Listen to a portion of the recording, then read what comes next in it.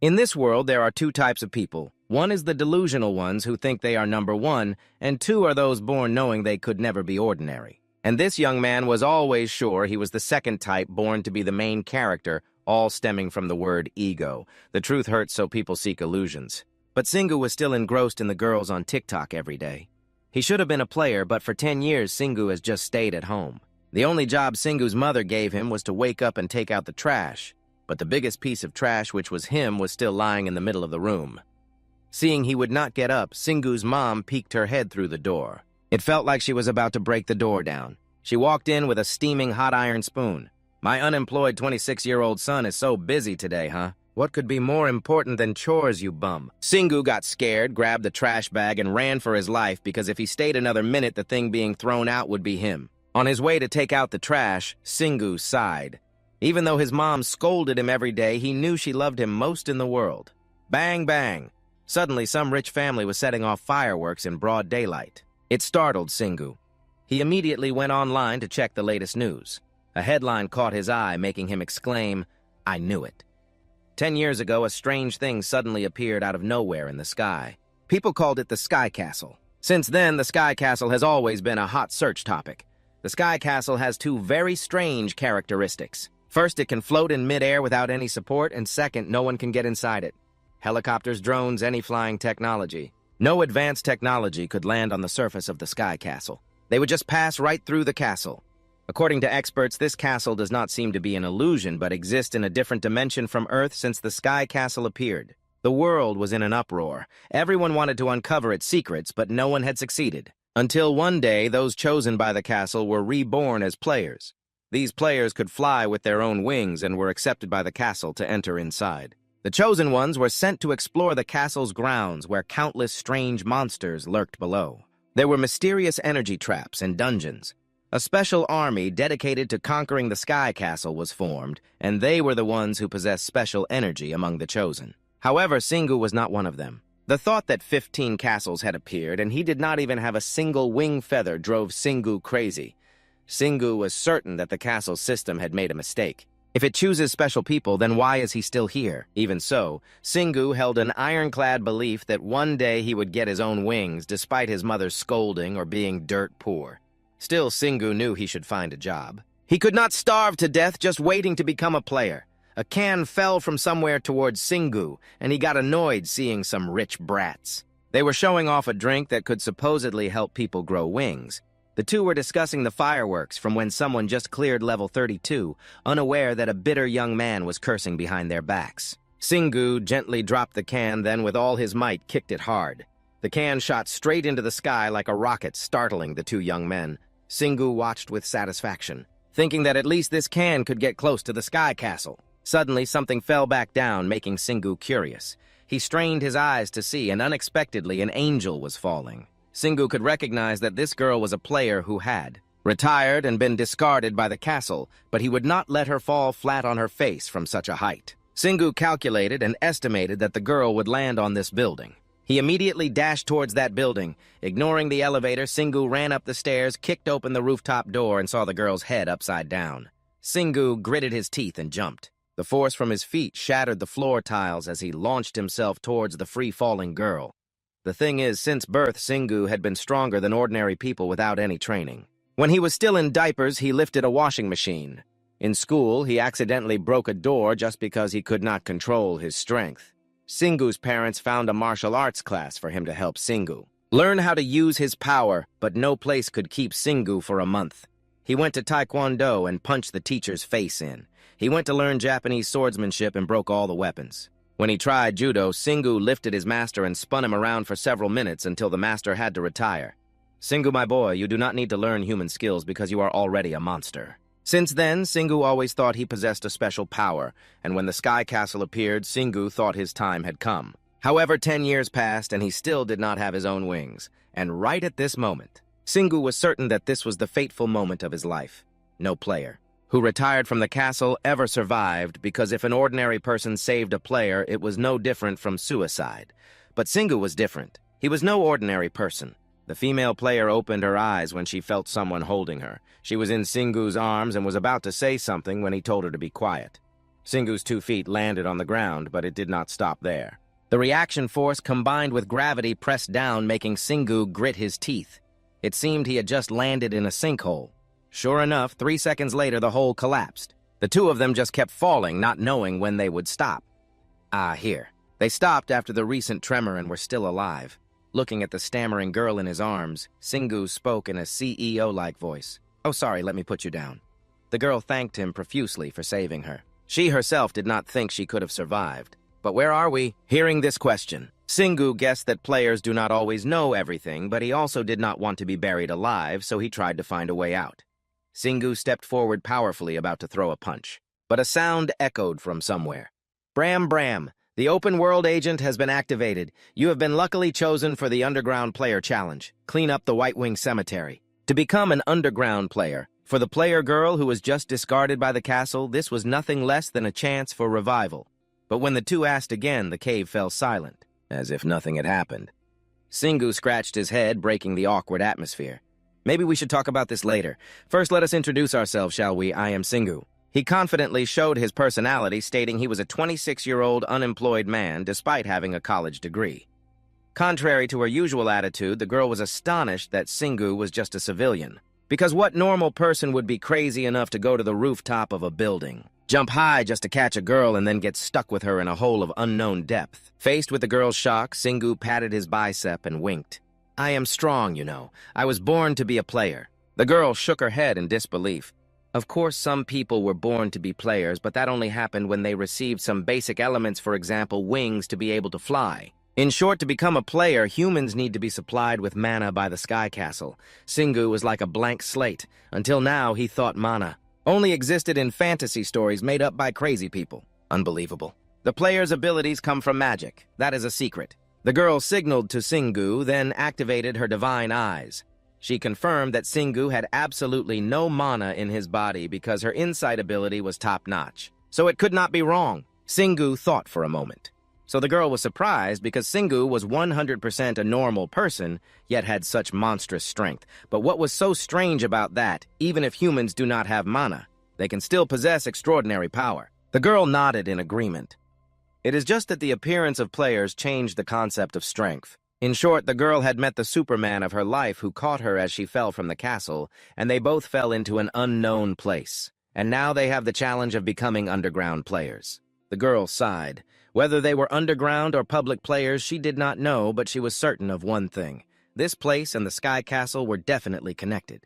The voice they just heard. It was identical to the voice players hear when they enter the Sky Castle and dungeons. Hearing this, a spark ignited in Singu's mind.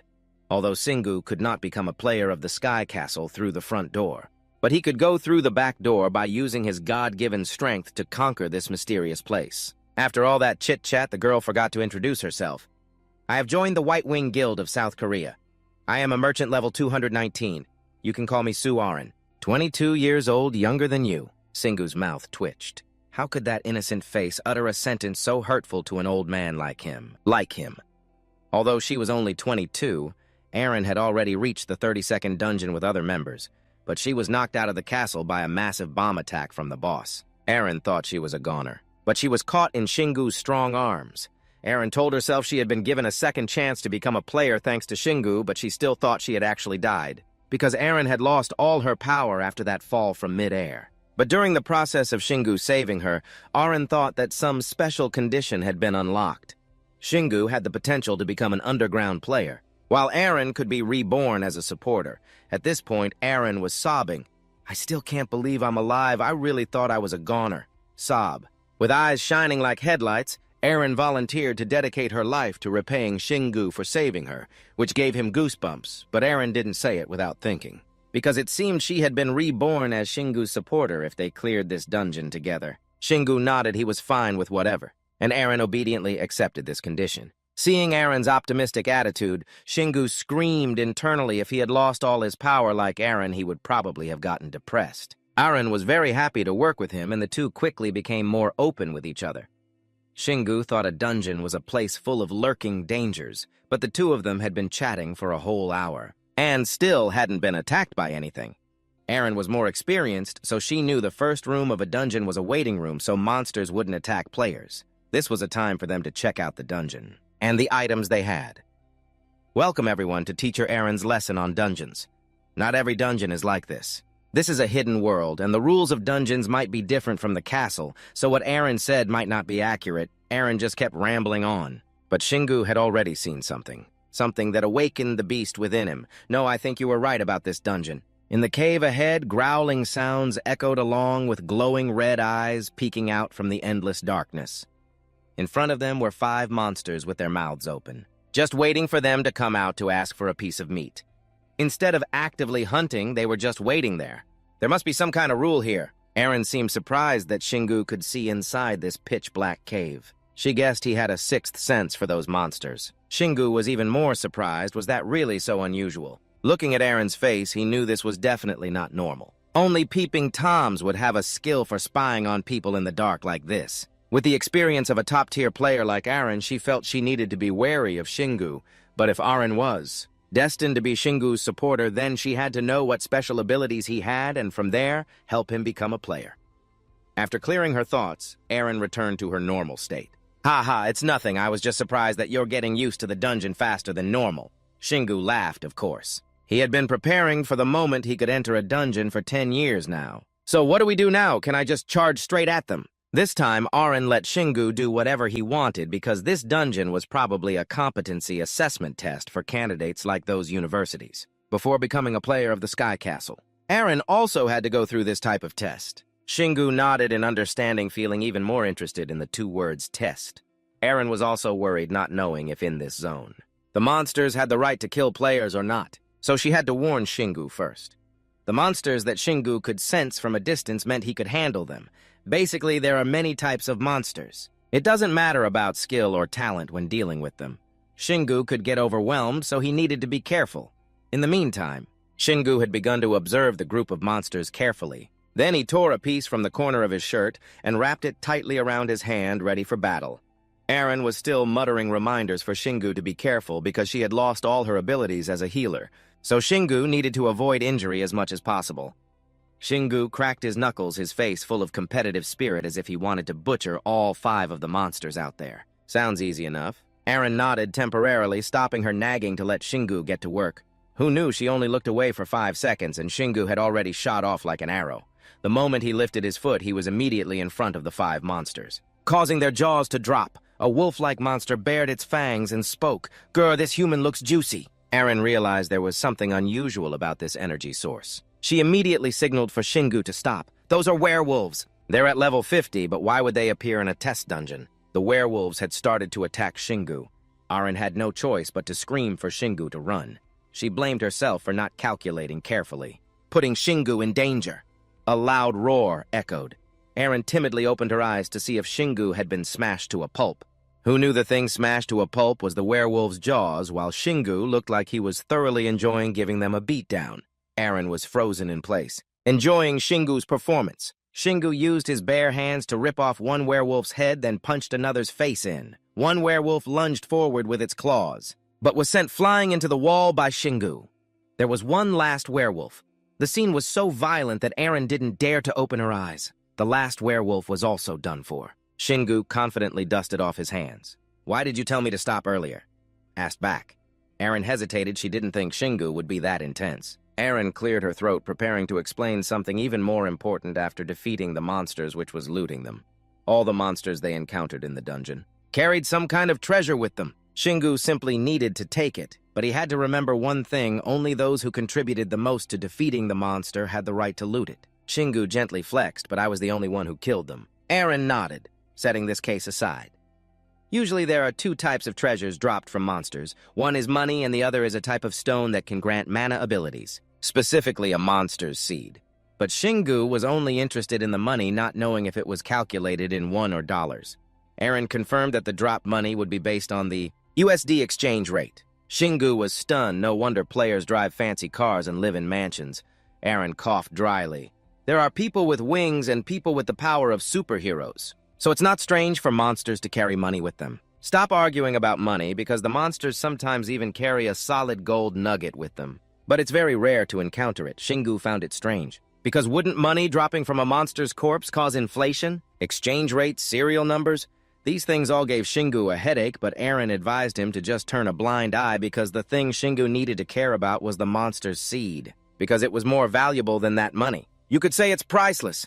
Players throw the seed into an altar that appears after clearing a dungeon, and they will receive a valuable reward. Simply put, it's an exchange for in-game items like weapon shields or other equipment.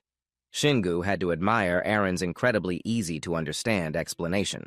Even though she had a lot of experience, it felt like Shingu was reading a player's guide. Also, Shingu could exchange one or more types of seeds at the same time, but he couldn't play tricks on the altar because it only gives out a reward, based on the value of the seed that Shingu threw in. The explanation had reached this point, but Shingu still wasn't interested in those seeds. The thing he cared about now was the altar that would appear after conquering this dungeon. So it doesn't want the people inside to get stronger in the process. Is that it?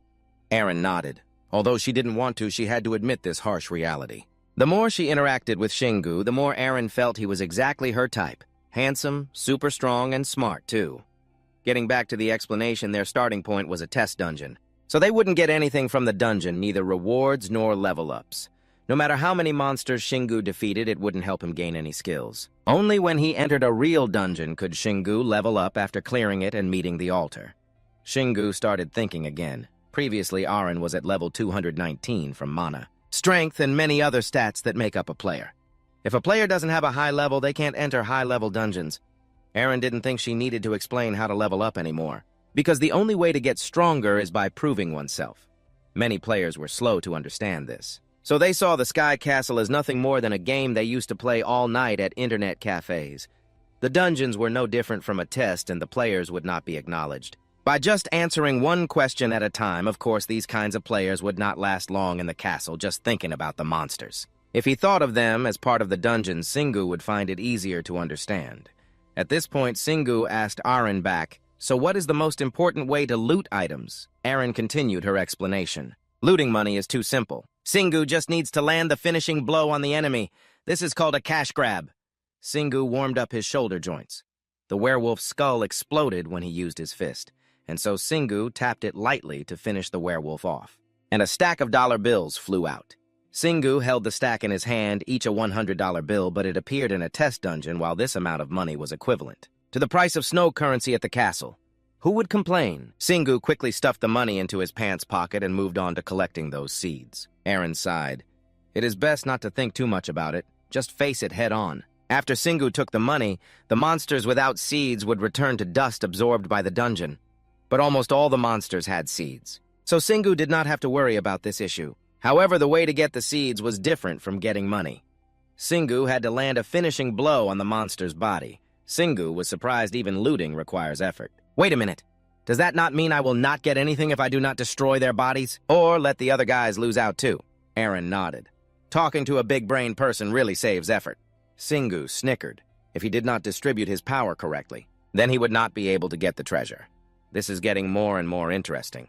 That means Shingu could not waste his strength on collecting treasure if he wanted to clear the stage easily. I do not know what bastard created such an arrogant system. All right then, watch this. Shingu suddenly grabbed a werewolf's two legs in a suggestive pose, flashing a sinister smile. If this dungeon wants to challenge me, then bring it on. Shingu piled up the werewolf corpses into a mountain, then stomped his feet and jumped high, free-falling. The force of Shingu's fall created a gust of wind so strong that Aaron could not hold down the hem of her skirt. She rubbed her dust-filled eyes. I bet Shingu will destroy all the seeds, but no way that was happening. A pile of seeds fell out after that impact. It turns out Shingu gathered a pile of corpses to do it all in one go to save energy. Aaron had seen players loot items with magic before, but she had never seen anyone stomp them flat.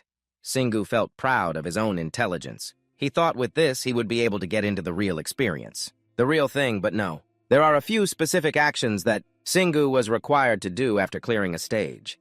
First was to check if he had lost any flesh or bone. Check the back and front of the room and check his strength and mana. Shingu scratched his head. Other than the sleeve he had torn off to make a glove, there was not a single scratch on his whole body. Aaron sighed wearily and continued walking with Shingu because they did not know where this dungeon ended. So Aaron always reminded Shingu to be very careful, but the truth was, the monsters in the dungeon were the ones who needed to be wary of Shingu. Wherever he went, he swept through. He even created a special attack just for werewolves. Unsurprisingly, every single one of them had a plump seed.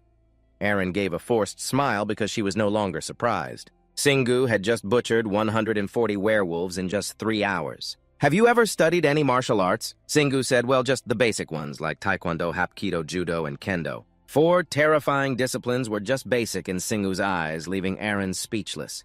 He did not even learn them to get stronger, but to become less strong. At a godlike speed, they finally reached the boss room of the Wyvern Graveyard Guardian. Aaron took a deep breath and told Singu to check his strength and mana again before entering this room. For example, preparing mentally and reciting some incantations. But in Singu's case, Aaron did not know what he should prepare for since Singu did not even have any mana. And using incantations. In general, that is true for normal players. Besides that, bosses also have 3 seconds where they do not pay attention to the player, hearing the phrase "not being noticed." A thought flashed through Singu's mind. It meant he just had to strike within those 3 seconds to defeat the boss. Too easy. Aaron broke into a sweat because bosses do not always just wait around. When the door opens for the player to see. But of course these words did not register with Singu. The boss would be of the same race as the monsters they had encountered in the dungeon before. In this dungeon it is werewolves, so the boss will also be a werewolf, but it will be the strongest among the werewolves here. However, Aaron was afraid the boss would be over level 100. What kind of monsters did this dungeon choose? They are so out of our league. However, Singu was not the least bit afraid. He was confident he could take down the boss with this Saitama punch. "All right, let us open the door," Aaron sighed.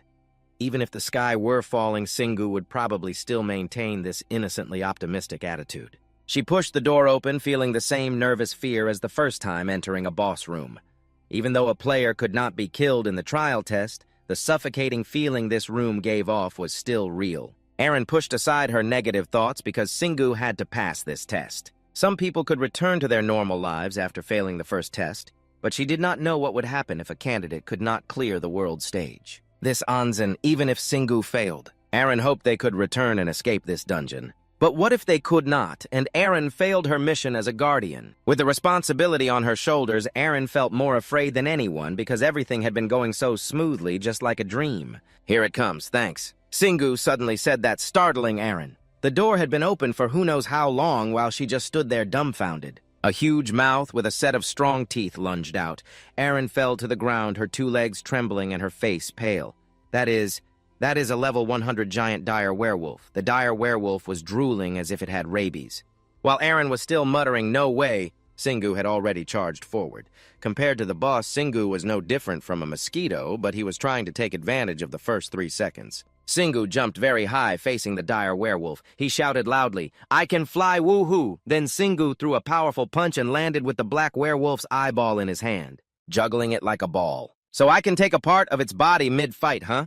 Do not let your guard down. The monster only disappears when you kill it." Aaron anxiously warned Singu. The black werewolf, furious, charged forward, seeking revenge. Singu got into a pitching stance, holding the werewolf's eyeball like a baseball. Singu twisted his body and threw the eye back at the werewolf. The werewolf clutched its 2 eyes, howling in pain. Aaron's eyes widened in astonishment, wondering how Singu could time his attack so perfectly. Oh, was that not a perfect throw? Singu's clueless boasting of his achievement annoyed Aaron, although the boss's 2 eyes were ruined. But its nose was the real problem, because this canine species smells better than it sees. Not only that, but it is also a level 100 monster. The first 3 seconds have passed. Now the real battle begins. The werewolf indeed still found Singu's position despite losing its eyes. Singu sighed. This scene was no different from when his mom used her legendary slipperfu. "Hey, you will die if you just stand there. Hurry up and run!" Aaron flapped her wings in fear, while Singu, of course, did not know how to fly. Luckily, his nimble legs helped Singu jump like a frog, dodging the werewolf's pounce in the meantime. Singu was looking for a way to deal with the werewolf's keen nose. Thinking about scent, Singu had an idea. He took off his shirt, revealing a fit body with gleaming, toned muscles. Aaron was confused, but also did not dare to look directly at him. "What the hell are you doing? We have to prepare for the next attack. Calm down and watch this," Singu said, then rolled his shirt into a ball in his hand and threw it towards the black werewolf. If the boss was not stupid, this trick would not work. But the werewolf immediately ran towards the shirt by instinct. Making Singu delighted, "Oh, I am so smart. What should I do with all this intelligence?" Aaron gave a wry smile. It was simply because Singu had no mana in his body that the monsters were not sensitive to him. After the werewolf saw the shirt had stopped, it froze with a blank face. Singu took this opportunity to use both feet to kick hard at the werewolf's knee joints. Crack, crack. The sound of bones crunching and shattering was accompanied by the werewolf's roar. Singu sighed. He thought it would be tougher, but this boss's bones were more brittle than he imagined. Singu even considered taking off his pants. If the last trick had not worked, now the werewolf could no longer chase Singu, so he began to play with it. Each cracking sound echoed along with the werewolf's pathetic cries. Aaron watched, even feeling sorry for its fate for having met Singu. In the end, the giant dire werewolf was defeated. Singu got 15 $100 bills and a black seed. Aaron's face fell. She could not believe that she would one day witness a commoner with no skills take down a level 100 monster so easily. Beep, beep! A series of notifications suddenly appeared. Singu had completed the trial and his account was activated. A golden panel showed up. Shingu's dungeon clear time was over 3 hours. With 150 werewolves and 1 boss, this is the basic interface that every player has. It also allows Singu to see how many players there are in the Sky Castle. Moreover, it didn't obstruct the player's vision, so Singu didn't have to worry because he could still see Aaron. Singu asked in confusion, so does that mean I've completed the trial? That's right, and now you're a real player hearing this. Singu celebrated joyfully. This was a dream he had for 10 years that he had finally achieved. Aaron wasn't so sure, though, because this was Anzen, not the Sky Castle. Everything had been different from the very beginning. Ping, a notification appeared from the interface. Additional reward, unlocked skill ignorant, but brave. Shingu's face went blank. The first skill he obtained had a name that was like a slap in Shingu's face. Let me ask again, are they the special magic crystals I get from clearing stages, hunting special monsters, or fulfilling certain conditions? That's right, Aaron further explained, they can support certain actions or open up new senses, all of which are useful for conquering this dungeon. Singu nodded and then asked, so is there a skill named Ignorant but Brave? Aaron was confused. She had never heard of that name, but to encourage Singu, she acted extremely excited. Is it a one-of-a-kind, unique skill? Maybe you're the only person in the world who possesses this skill. There you go. Shingu's ears twitched because he couldn't keep up with Aaron's speaking speed. This girl couldn't stay quiet for even 3 seconds. The screen lit up again. The interface announced that Singu had become an underground player and obtained the underground player exclusive skill Chaotic Tail. Inventory unlocked and level increased by 9. A sudden electric current flowed through both Singu and Aaron's bodies, making them convulse. Aaron was surprised that she also received a reward. Even though she had only given Singu some advice and guidance, meanwhile Singu was gritting his teeth, enduring the first pain he had ever felt in his life. It felt even more painful than a slap from his mom. That's because the mana and energy that make up the dungeon have entered your body and are changing it. Aaron managed to explain to Singu even as she was being electrocuted. To put it simply, mana seeds are being implanted into every one of Shingu's cells and are starting to grow his muscles, expelling all the impurities from his body before he had mana. Of course, mana also helped Singu increase his strength, a change so obvious that even an outsider could see the difference. The specific stats were now available. Singu was at level 10. He felt his body falling, but when Singu landed, he had 3 legs. Singu was startled, thinking his middle leg had grown longer, but no. Singu had grown a super long tail on his back. Singu wagged the tail. Fuck, why not a pair of wings, but instead, a rough, ugly tail like a lizard's. The interface showed that this was the chaotic tail of the underground player it had mentioned. The tail helps Singu dig deep into Anzen and can be used for attack and defense as a part of his body. The higher its level, the stronger and more transformed the tail becomes. Shingu's trembling hands grabbed the new part of his body. Dig, what the hell, using a shovel would be faster. Suddenly, Singu fell silent in thought. If players could enter the Sky Castle with wings, then perhaps this tail also had some similar functions. To get into Anzen, Singu had caught a player who fell from the Sky Castle. When he completed the trial, it gave him a key for easy entry and exit. Singu had no idea who created this godforsaken cave. But that person must be very cunning. If Singu ever met them, he would definitely let them know what it feels like to grow a tail as he got used to his tail. Singu continued to use the interface to ask about his second skill. Ignorant but brave, Singu becomes braver when unaware of impending danger. This skill helps him reduce damage from ambushes by half. He can never receive a fatal wound from traps or skills he is unaware of. Singu nodded, even though the name sounded a bit lame. He liked its effect. Aaron, what do you think about? Singu turned around but couldn't see Aaron anymore, but he heard a sniffling sound at his feet. Singu instinctively looked down to see that Aaron had been turned into a tiny person. Aaron forced a painful smile, so this is the price a supporter pays. Even though I've become tiny, I'm still alive, so I won't complain. Aaron spoke while fighting back tears. Shingu understood that while he was now soaring high, someone like Eren had fallen into an abyss. From a level 219 player, Eren was now only level 3. Having lost all her mana and levels, she looked just like a fairy from a storybook.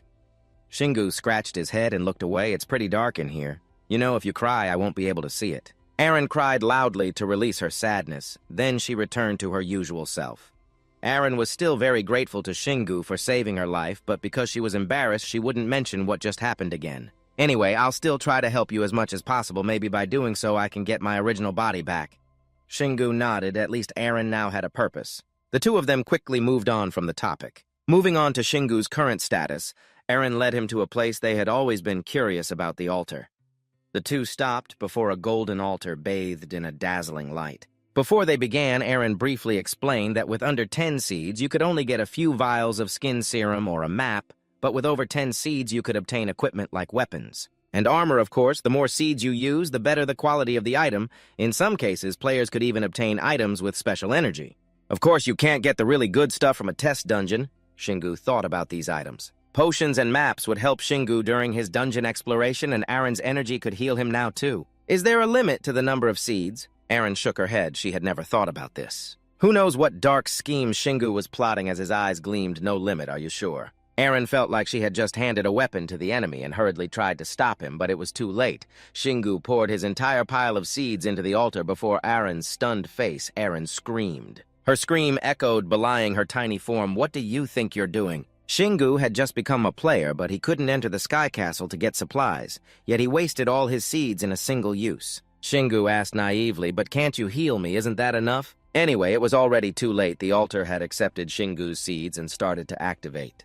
Eren shut her eyes tightly and prayed, please let it be at least a piece of iron armor. Something that could protect Shingu's weak points. Shingu couldn't understand why she was taking it so seriously. He could just buy armor before entering a dungeon. Right. As an experienced player, Eren knew that was impossible, otherwise she wouldn't have been freaking out like this. Eren needed to remind Shingu that items sold in the market couldn't be used in dungeons, from firearms and wireless devices to melee weapons and other equipment. Made with their modern technology, were all ineffective. Shingu was starting to think this was complicated. But anyway, this was just a test dungeon. He was sure that seeds from an entry-level dungeon wouldn't be very valuable for subsequent dungeons anyway. Shingu would rather use them all to get one useful piece of equipment than save them.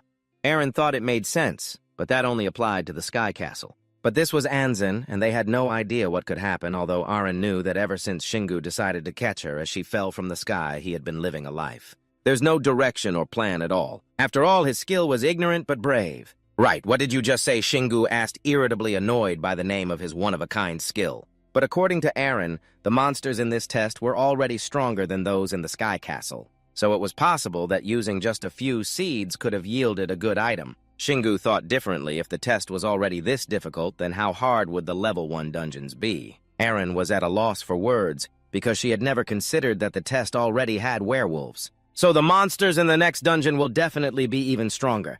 Eren was impressed with Shingu's reasoning. Did you think all this through before you threw in the seeds? Of course not. I just wanted the best item. Eren clutched her aching head. Sometimes she found Shingu to be brilliant, but other times he was dumber than an ox. But through this, Eren understood why she had to be Shingu's supporter. Besides educating his mindset and training him to be a player, Eren also had to curb Shingu's impulsiveness. In every situation, if Eren did this role well, perhaps Shingu could have become as strong as the world's #1 players, and if his mana and innate power harmonized, he might even become the best player in the world. Of course, this scenario only played out in Eren's head, because if she told Shingu, he would definitely nag her to death about it. Hey, Eren, something super huge is about to appear. Shingu's anxious voice echoed in Eren's ears. When she turned around, the altar had somehow become XXL-sized. Shingu pointed at it with an expectant look, certain that an incredibly overpowered and cool item would drop. The moment had finally arrived. A massive sledgehammer appeared. Shingu grabbed it, and the interface exploded with information. The sledgehammer was named the Dark Wolf's Claw. Rank D++. It contained the unrivaled power of a black wolf's foreclaw, but was very difficult to wield due to its weight. Shingu lifted the hammer as if it were made of wood. He even spun it around a few times like Sun Wukong's staff. Shingu didn't know much about its effects, but it looked cool as hell, so he liked it a lot. Eren paid more attention to its D rank. D rank weapons were for players from level 100 to 150. The more plus signs it had, the rarer it was, meaning Shingu could use this sledgehammer until he reached level 150. If he was lucky, it might even be better than some common C-rank weapons. C-rank, what did you say? Come a little closer. Shingu asked again blankly, which annoyed Aaron. It was just that she was afraid he would swing the sledgehammer and hit a fly like her, besides on the sledgehammer. There was also a huge yellow question mark representing its stats. Only after Shingu used it a lot and got used to the hammer would he be able to fully grasp its capabilities. But if Shingu couldn't wait, he could also use the interface's information lookup function. Oh, that's right. Should I introduce you to a player with appraisal skills? Shingu shook his head and declined. With 15 years of grinding experience, revealing himself now could bring trouble for Shingu. He had always been treated differently just because of his power. If they found out now that Shingu was an underground player, how would they react? At the very least, Shingu wanted to maintain his freedom to use his power, even though Shingu was very confident in his strength compared to the veteran players of the world. He was severely lacking in experience, so Shingu reminded Aaron to keep this a secret until the time was right. Aaron nodded partly because she was too excited, thinking she was about to have the most badass disciple ever. All right, Shingu. If you wish, I will help you stay hidden, Aaron declared boldly, also telling herself that from now on she would strive to be Shingu's greatest supporter. First, Aaron would teach Shingu how to hide his wings. His wings, are you sure? I mean your tail. Aaron cleared her throat, regaining her composure. Whether it's wings or a tail, they operate on the same mechanism. To hide it, Shingu just needed to envelop it with mana and then tuck it into his body. Thinking of mana, Shingu recalled the strange energy he felt when he became a player. But anyway, Shingu had to try it. Aaron had pointed to her chest when she thought about her wings. In the case of Shingu's tail, everyone knows where he would have to point. Poof, the tail vanished, but after 3 seconds it popped out of his pants again. Shingu tried again. Every time he strained to point at his butt, the tail would disappear, but when he took his hand away, it would drop down again. Aaron face-palmed in embarrassment. The path to training a #1 server disciple was so difficult. Anyway, all Aaron could do was offer advice. It wasn't strange that Shingu couldn't get it right on the first try, but even so, Aaron was still greatly looking forward to Shingu's transformation to see how he would progress in the future. After a few minutes of trial and error, Shingu finally managed to tuck the tail inside, without ripping his pants. The second lesson was about the inventory, something every player has. An inventory. As soon as Shingu said that, a transparent cube appeared in his hand. It even started growing larger, causing Shingu to lose control. It was a good thing that inventories were also given to underground players. Shingu could put anything inside it, even his phone and food. Of course, the space would have its limits. Shingu was excited. Now this was starting to feel like a role-playing game. Shingu tried putting his 1,000-pound sledgehammer into the inventory. Gulp It swallowed it, and now the hammer appeared like an icon on a phone. Everything was simpler than Shingu thought, so he got used to it very quickly. There were 2 things Aaron wanted to remind Shingu. As long as he remembered them, he could blend in anywhere to the point of dissolving into the crowd. Of course. Except if Shingu ran into players who were sensitive to mana, everything would be fine. Suddenly, the altar lit up and something appeared next to it. It looked like a portal. Shingu felt as if it were calling him. That's right, I told you it was user-friendly. Aaron confirmed that it was the dungeon gate from the Sky Castle. It seemed they could leave this place through that gate. Before stepping through, Shingu hoped that when he returned, his body would still have these tattered clothes on it. Back on the surface, the sky had darkened. Shingu ran like the wind, hiding somewhere and breathing a sigh of relief. Since it was nighttime, there was no one around. Aaron, don't you need to call your parents? Aaron smiled faintly. Since her parents passed away, Aaron had lived alone. She had nothing to do when she got home. Shingu, on the other hand, thought it was amazing that Aaron owned her own house at such a young age. Players really do earn money on a different level. Shingu told Aaron to hide in his pocket until he got to his room. The house door was slightly ajar. Shingu tiptoed inside. Reaching his room's door, Shingu was about to let out a sigh of relief when a hair-raising voice rang out. "My darling son, you've finally decided to come home, have you?" Shingu cried out. He knew he couldn't escape his mom's radar. Smack! Shingu's mom slammed her hand on his back, leaving a 5-fingered print on his shirt. She was furious about Shingu's traceless disappearance, especially when those orange-clad thugs out there were kidnapping people so easily. This kid... Do you want your mother to see you on the front page or something? His mother's scolding felt like it would burst his eardrums. Finally, she let out a tired sigh. Go take a shower. Are you hungry? As his mom went to cook dinner, Shingu returned to his room. Aaron immediately popped out eager for gossip. She couldn't understand how Shingu was still in one piece after disappearing for a few days. Haven't you heard the old saying, with great power comes great responsibility? So you've caused quite a bit of trouble then, haven't you, Shingu? You're 26 years old. Aaron's words were like a direct punch to Shingu's face. If he hadn't become a player, Shingu would probably be worth less than a blade of grass on the street right now. While going to shower, Shingu told Aaron to keep quiet. Oh, but what about your dinner? Shingu opened his snack drawer and gave Aaron a protein bar. Gulp, it's too big. Aaron refused immediately. That protein bar could probably crush her to death. Shingu used a skill to chop it in half and gave it to Aaron. The sight of her holding the piece and eating was so lively that Shingu couldn't take his eyes off her. Aaron nibbled away at almost the entire protein bar. Her belly was round and full. When Shingu finished his shower and saw this, he was at a loss for words, not knowing whether to be happy or sad. Feeding Aaron 3 meals a day would only cost 3 energy bars. As soon as she was full, Aaron was full of spirit. She immediately got to work wanting to draw up a plan for Shingu, leaving him helpless. It seemed this girl didn't want to let him rest sometimes, but Aaron was also very impatient. Because she thought the stronger Shingu became, the easier it would be for her to regain her old body. Sir Shingu, I hope you can focus a little. Becoming a player is your lifelong dream, isn't it? And are you willing to dedicate your time to dungeons? Of course. Speaking of dungeons, Shingu's spirits lifted. There was nothing more important than conquering dungeons. After all, he was unemployed. Even if Shingu didn't have wings, and his conquest of the underground world might not be recognized as long as Shingu's power increased, Aaron would be happy. As for Aaron, she couldn't help much, but she could feel the burning fire within Shingu. Before starting to conquer a rank 1 dungeon, Aaron needed them to do a few things. A player who can't complete the trial dungeon is lacking in many things. Specifically, they're lacking pretty much everything. Not only can they not connect to the flow of mana in their inventory, more importantly, they don't have wings. Having wings is a huge advantage in all situations.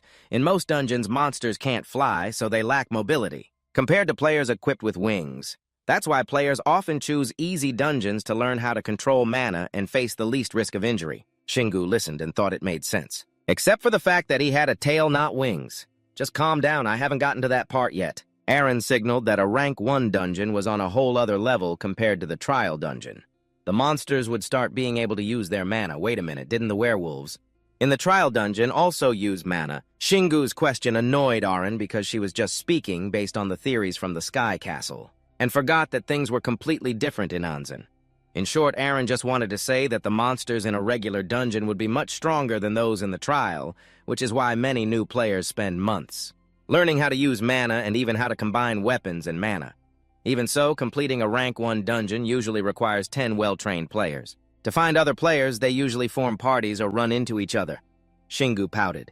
An underground player like him, where was he supposed to find teammates? Anyway, you need to listen to the main point I'm making. Aaron sighed.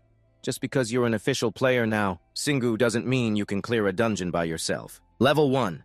First, they need to develop Shingu's skills and mana usage. Even so, Aaron knew that even without mana, Shingu's monstrous strength was enough to dominate the trial dungeon. He wouldn't even need to learn how to use mana before battle, but because Aaron wasn't sure about the monsters in Agen, she couldn't take the risk. It was best for Shingu to be in top condition to minimize any risks. Along with that, Aaron would plan for Shingu to learn basic mana, even though starting from 0 would be extremely difficult. But as long as Shingu's mana control skill improved, he would get his first skill, the mana kick. Shingu's first goal was this very kick. He felt like this move would cause an explosion like a cannon blast from a robot with tremendous energy. Just thinking about it made Shingu jump to his feet excitedly. All right, I'll practice until I can do it. Shingu was ready to work hard under Aaron's guidance. He believed she could make him capable of conquering the Level 1 dungeon.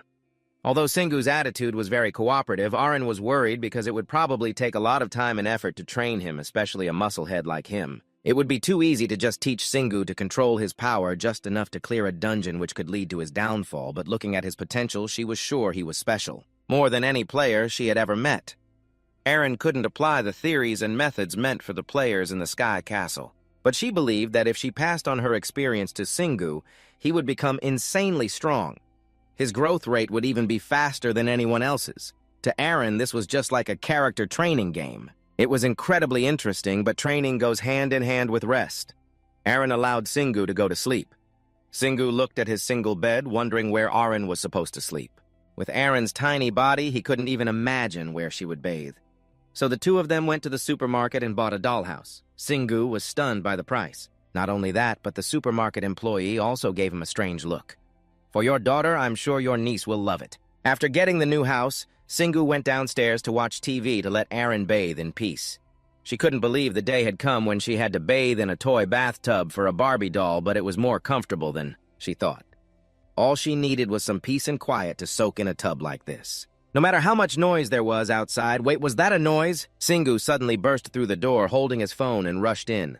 "Aaron, we're screwed!" Aaron's two eyes stared intently at Singu. In short, the news just reported that Aaron had died. So many people came to cry at her funeral. It was unbelievable. The day had come when Aaron was watching a live stream of her own funeral. Singu sighed. Aaron's passing was a great loss for the player community in general and the White Wings Guild in particular. Perhaps the guild will cease its activities for a while due to Aaron's absence. It was through the news that Singu learned Aaron was an idol in the player world. Not just because of her heavenly beauty, but also because of her role on the team. Aaron sighed. They only say that because healer-type players are extremely rare. For example, in a game, a character who can both heal others and contribute their all is already a rare find. If Singu could successfully conquer a level 10 dungeon, he could obtain the healer class as a reward. Hearing this, Singu was surprised. It turns out Aaron had to clear a dungeon to get that healing ability. Aaron's expression darkened. In reality, a player's level isn't what's truly important. What matters is whether they can conquer the dungeons. There are two common scenarios in the process of obtaining healing abilities. The first is the player's level, and the second is dungeon conquest, if a player doesn't complete a level 2 dungeon. They can't advance to a level 3 dungeon. In reality, some players limit themselves to low-level dungeons because they're afraid of the high-level ones. So even if their level is very high, if they lack the skills, they won't have a chance to achieve their class. Singu nodded. He understood their fear, because Aaron had almost died in the real world if Singu hadn't saved her. Until now, the only thing Singu had done was smash everything in his path without ever using a skill or thinking, before acting. But that was only possible because Singu had superhuman strength, so nothing seemed to threaten his life. But what if there was a wall that Singu couldn't break down? What then? Would he end up like the other players who give up after a little difficulty, or would he die like Aaron? Singu chuckled. Why did he have to think so much? Singu would just overcome that wall when it appeared. That was enough. "And are you sure you're okay with the current situation?" Aaron was taken aback when Singu mentioned her funeral. Aaron had always said that no one cared about her, and the people at her funeral were all her classmates, or players who had been on the same team with Aaron for a few years. Except for the fact that most of them were men, everyone looked haggard and devastated. It seemed like they genuinely cared about Aaron. Not just because she was a player, but because of who she was as a person. Aaron shivered and sighed. She guessed most of them were just lost souls who came to her for a bit of money. It was better for her not to meet them, but it seemed Aaron didn't want to talk about herself, so she went back to training Singu, making it tough for him. A few minutes later, Singu was panting like a bull due to Aaron's strictness. At 12 o'clock at night, Singu had to lift two 12-kilogram weights, even though lifting weights seemed easy for him. But the exercise he was doing was meant to circulate the mana in his body. It was called internal power enhancement. To think that Singu couldn't even lift a single weight, it was the most ridiculous thing in his life. All weapons need mana to enhance their power. Even the simplest things need to have mana inside them. That's because mana has the ability to strengthen anything it passes through. You've experienced this before too. Remember before when you felt that extreme shock? That was when mana flowed into every cell of your body. At that moment, didn't you feel as powerful as a god? Didn't you feel like you could lift the entire world? Singu frowned. So it wasn't a dream. Although the mana kick was their current goal, there was a reason why. Aaron needed him to focus on mana reinforcement because it's the next step after the kick, helping to amplify the released power. So you mean, I can create an explosion like a Kamehameha after using mana, right? Aaron sighed. It wasn't exactly right, but it was an easy way for Singu to visualize it since he used a sledgehammer as his mana weapon. The inherent mana inside it will be activated at a certain speed. When you swing the weapon at an enemy, the weapon's internal mana will increase its speed and acceleration, helping to create more damage. Thinking about speed and acceleration, Singu thought it would be better to just focus on his own strength. Why focus on mana when the weapon already had mana in it? As long as he swung the sledgehammer fast enough, he could score a home run on the enemy, and that would be fine. Looking at Singu's delighted expression, Aaron felt like she could read his every thought. So Aaron had to say it. Most new players only focus on the mana kick and forget to amplify their mana, and that's why Aaron wanted Singu to focus on mana reinforcement first and then the kick, because most players did it wrong. If you want to know why it's right or wrong, Singu, you need to think multi-dimensionally instead of just swinging your weapon rigidly. With its available mana, it would be easier if Singu infused a little of his own mana to enhance the process, but this strategy has its drawbacks. Because you're focusing on your own mana while using the weapon, it's very easy to lose the accuracy of your attack. That's why high-level players are always faster at learning how to control the movement of internal mana. These things can only be achieved if you are hard-working, diligent, and patient. Hearing this, Singu's head felt clear. This means I can't use it right away. Why, Singu puffed out his chest. I already know how to move mana throughout my body. Aaron was annoyed by Singu's immaturity, but if he wanted to put himself at unnecessary risk just because he didn't study carefully, she wouldn't care. Although thinking about it gave Aaron a headache, they could start by mastering the 3 conditions for the mana kick. I believe you can do it. Singu sighed. He had been convinced by Aaron in just one sentence. Returning to the topic of weapons, Singu wondered if there was anything that didn't have its own internal mana. If I put some mana into these 2 weights, could they turn into weapons? If you did, the weight's power would increase a little, but not enough. Not only that, it would also cost you mana if you don't have much to spare. What if I put mana into my hands and feet and use them as weapons? Singu's question left Aaron speechless. In theory, you could increase the power of your physical attacks, but it would also cause your body to suffer pain. But thinking about it, Aaron guessed that Singu probably only needed his fists to be sufficient. Many high-level players use this tactic in the final stages. Instead of using weapons, they focus on channeling mana throughout their bodies. Singu didn't quite get it, so he decided to just do it. All you have to do is generate mana and distribute it throughout your body, right? If Singu put 1 billion mana into this dumbbell and threw it hard at the ground, it would surely create a massive explosion. Just watch, he never expected this idea to be approved by Aaron players who use long-range weapons like bows or spears. Often use the strategy that Singu just came up with, but that method also requires caution, especially when Singu throws the weapon. The mana surrounding the weapon will gradually detach, and if the distance is too great, the mana will slowly disappear, and the weapon will become useless. It's just like when it lacks enough mana to create an explosion after hitting the target. After hearing that, Singu felt like his brain couldn't take it anymore, so he had to listen to Aaron and practice slowly but surely everything would fall into place. Although the pace seemed slow, Singu still found joy in the process. He had waited 15 years to become a player, and Singu wouldn't let it disappear. Singu would show the whole world who the real main character is, because after all, Singu wouldn't fall into a deeper abyss, because he was already at the bottom. The only way was up at the current intensity. It wasn't difficult for Singu, but his control wasn't very smooth yet every time Singu tried to infuse mana into a specific spot on the dumbbell. He always missed the target by 1 or 2 centimeters, but Singu was sure he could do it. After all, this was what he wanted, of course, except for the fact that he now had a tail dangling behind him. Aaron really wanted to help with Singu's tail, but she had never met anyone with a tail before. After thinking for 5 seconds, Aaron came up with an idea. "Oh, how about you wag your tail every time you see me?" Singu laughed. "I thought you were going to give me some useful advice. Do you think I'm a dog or something?" Aaron got annoyed and pinched Singu's cheek with all her might for underestimating her. Just then, his phone buzzed with news of a young man claiming to be Aaron's fiancé. Kim Haryang, the leader of the Winter Spa Guild, suddenly announced that Aaron might still be alive. Singu and Aaron froze, not because of the news that she was alive, but because of the news that Aaron was engaged. Singu was extremely surprised to see the latest news broadcasting live, and tried to process what he had just heard. Aaron, seeing her name in the big headline, also blushed shyly and stammered speechless. Then, as if by telepathy, they both shouted in shock, engaged. When interviewed, Haryang stated firmly, according to Kim Haryang, the Guardian Stone inside the Celestial City does not have Aaron's name on it, and he will mobilize all the guild's resources to find her. No matter what, the two listened intently to every word he said. Other players also confirmed Aaron's name was not on the Guardian Stone, and this incident had become more serious, especially at this point in time. Singu didn't know much about the game, so he wondered about the Guardian Stone. Aaron immediately explained in detail that it is a memorial stele that automatically records the names of deceased players. No one could take a picture of it because the Celestial City doesn't allow the use of modern technology, but it seemed Aaron's focus was a bit off. "But he's not my fiancé. He's just bluffing." No one said anything. No one even brought it up, but she rushed to explain. I can't be in love with anyone because I'm busy conquering dungeons, you know. So please don't get the wrong idea about me, okay? Singu looked a bit awkward, not understanding, and scratched his cheek, not at all. The Guardian Stone is the real issue. Suddenly, his expression turned serious, sensing that the coming days would not be peaceful. I have a feeling this will cause a lot of trouble for me later.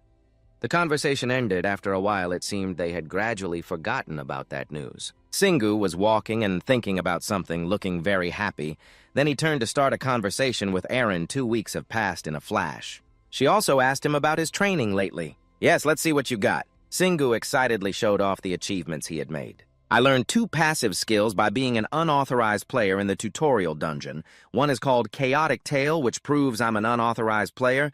I know it's a bit mean, but Aaron couldn't help but tease him. The other skill is Hey He, the indifference skill, which is the courage that makes me braver hearing this. Singu looked as if he'd been hit by Diao-chan's second skill, his face long and dejected. Taking this opportunity, he asked back, "You must have gotten some things of your own as a support, right?" Aaron was very willing to share. Yes. I got 2 active skills. She twirled, showing off a bit of her skill, and said the first is a skill that uses mana to let me return to my old body, the Savior's body. That skill increases the power of all my abilities, but in return it consumes a lot of mana. She was proud of the abilities she had received. The second skill is for hiding invisibility. Singu tried to widen his eyes and stare at her, but I can still see you. Aaron thought angrily that he was deliberately teasing her because I'm your support, of course others can't see me. She was very confident in this skill and explained enthusiastically, unlike Savior's body, invisibility is a very worthwhile skill. In this state, I can stay invisible for up to 3 hours. She said excitedly in one long breath. On the first day, I was too shocked and didn't have the mana to use it anyway. But now no player can see me. Singu could only smile helplessly at Aaron's delight. All right. When the two had stopped walking, he ventured to end the conversation. Whenever you run out of mana, just tell me, I'll hide you until you recover your mana, he said. He pulled away a white cloth in front of him, revealing an incredibly cool red motorcycle. He dangled the key in his hand, intending to take her exploring training at home all the time. Gets boring. So let's go find a new dungeon together. It seems Singu had prepared very thoroughly for this expedition. Aaron already allowed me to conquer the rank 1 dungeon in the ant nest, so I'm not afraid of anything. Besides, I was very brave from the start. Suddenly a giggle was heard. She tried to hold back her laughter and said, "But Singu, your bike." He was lost in thought, then startled and looked over. Huh? In the end, she burst out laughing. Why is it a delivery motorcycle? He realized he was being teased, but gave a knowing smirk. It seemed everything was part of the plan from the beginning. If you say so, then that's what it is. But Aaron adamantly refused to accept it. I think it's so weird. She complained about how he was using his bike. You bought it for over $10,000, right? Who uses such a badass bike just to make deliveries like some gig worker? Singu sighed tiredly. Don't look down on the food delivery crew, you know. She suddenly paused, realizing she had gone a bit too far, and calmly listened. What do you mean I've thought this through? He earnestly tried to persuade Aaron to reassure her in this country. No one thinks a delivery motorcycle is unusual, so no one will pay any attention to it. The more Singu spoke, the more excited he became, revealing his true intentions, which also meant, I can freely road trip all over the country. Saying that, he quickly put on his helmet, gripped the handlebars, ready to go get on. Aaron at this moment was still sobbing and bemoaning her fate. I can't believe my first time on a motorcycle is with a guy on a delivery bike. Despite that, she still obediently climbed into the pouch on Singu's chest, feeling resentful. He didn't think much more of it, reminded her to hold on tight, then started the engine and set off. Immediately, the large displacement motorcycle shot forward with a whoosh. The sound of the engine roaring powerfully, the scenery on both sides of the road blurred past in the rushing sound of the wind. Singu sped through the lanes of traffic. Aaron cautiously peeked her head out and began to enjoy the feeling of the wind hitting her face. Not to let the trip get boring, he chatted happily with her. Now we just need to find a dungeon. I've thought a little about that already. She asked a question that startled him a bit. Do you remember how we found the first ant nest? She nostalgically recalled their first experience together. I fell from the sky, then you immediately caught me, and then both of us fell underground into the ant nest. But anyway, it's hard to believe that there was a tutorial dungeon there from the very beginning. Aaron boldly stated her judgment after thinking a lot, so I think that tutorial dungeon might have been built. With me as the unlocking condition. Hearing that, Singu pondered it over. So you mean when you fell in the dungeon unlocked right away? In reality, it was all just her speculation. She couldn't be certain. It's possible the dungeon was transported there. It's just my hypothesis. He quickly began to understand her line of thought. So to find a dungeon based on what they had experienced, they could conclude that they had to find places where players had fallen to their deaths. Even though he'd thought of that, Singu didn't know what to do. Next, that's right, but how do we find the players who fell to their deaths or the locations where they fell? Aaron quickly boasted. I wasn't just sitting around while you were training. She used that time to search online everywhere, hoping to find an answer. I've researched the locations where they fell. Based on my own memories and the player communities, he was so absorbed in training that he hadn't thought of this. He immediately asked her if she had found anything useful. Oh, really? So there's a way to find the exact location, right? However excited she was at first, she was now hesitant and flustered. He understood this was not an easy question, so they still had no answer. Aaron had already considered many possibilities. But of course it was hard to find an answer no matter where they fell. Calculating the wind speed and direction for that day was still a very difficult task. Singu knew there were still many unsolved mysteries. He had to resort to the most manual method. I get it. It means we have to scour this entire country, he tried to shout so his voice would not be drowned out by the wind. You drive, and I will look for the dungeon because I know how to find it with her ability that was well within her control. If they are like the trial dungeons, I think I can find them. Aaron was muttering when she suddenly felt something unusual appear, so there was a reason you are a support, huh? She announced happily, a dungeon. I see a dungeon. Singu was surprised, not expecting her to have found one so quickly. We have only been going for half an hour. Overly excited, she urged him to move faster. I did not believe it at first either, but I found it. Turn left, even though he also wanted to get there quickly. But the traffic light had not turned green yet. The light is not green yet. The scene shifted to a deserted area. An isolated warehouse stood amidst a mess of construction materials. Singu stopped, took off his helmet, and quietly looked around. He carefully observed the surroundings. Suddenly, a blinding glare like a divine light shone so brightly it hurt his eyes. He unhesitatingly threw his helmet along with the speeding bike.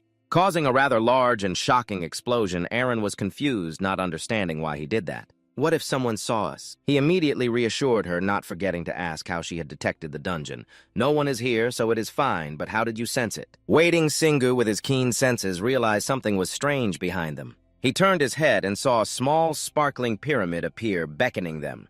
The pyramid that appeared before them emitted a dazzling aura like a divine radiance. The system immediately displayed information about the object, a dungeon of normal difficulty. Singu, who had only wanted to find a trial dungeon, was a bit annoyed and turned to glare. Aaron was flustered and avoided his gaze. She did not dare to look at him directly, trying awkwardly to change the subject. I do not know how to answer that, making Singu sigh helplessly. I knew you would say that. Anyway, the two of them had already gone through the trouble of coming all this way. Singu hesitated, thinking for a moment. I did not think I would have to enter a first-class dungeon first, and I never expected to level up so smoothly. Perhaps the fact that he discovered it was a sign. If I do not necessarily have to enter the dungeons in order, that is why I found this one so quickly. He was not the timid type. So he seemed quite eager to explore normal, huh? Everything here is yellow, too. A dungeon of normal difficulty that sparkling lights seemed to constantly invite them based on his many years of gaming experience. This dungeon implied its difficulty was just right for you to handle. Singu braced himself, ready to fight. All right, let's get to it beside him. Aaron clasped her hands, praying for all she was worth. Hoping this was not a difficult dungeon, he was a man of his word, slowly approaching the source of the light. The small pyramid, as if sensing someone approaching, immediately began to transform. Singu watched intently. A barrier. Aaron quickly explained that it was a feature. It is helping the players entering the dungeon to not be seen. He exclaimed, not expecting this game to provide such thorough support. Great service, but she was anxious and urged him to act quickly. You should hurry up. Singu Arin could not grasp all the rules. I do not know how long this barrier will last. Singu became even more excited. He warmed up his arms and legs, preparing for action. Leave it to me. He focused his strength into his arm and decisively threw a punch straight at the ground. The pressure was so strong it created a swirling wind, blowing dust and sand everywhere, yet the ground did not even have a single crack. Singu was confused, not knowing what he had done wrong. I cannot believe it. I hit it that hard, and it is still intact suddenly. He paused as if remembering something, then slowly said, then he summoned the tail of chaos and slammed it down, easily shattering a chunk of earth and rock. Arin understood the principle of the skill and cheered happily, so that is the key to the dungeon. Even so, he did not like this cumbersome tail at all. What a hassle. The sky was still blue. The clouds were still white. Who knows how much time had passed?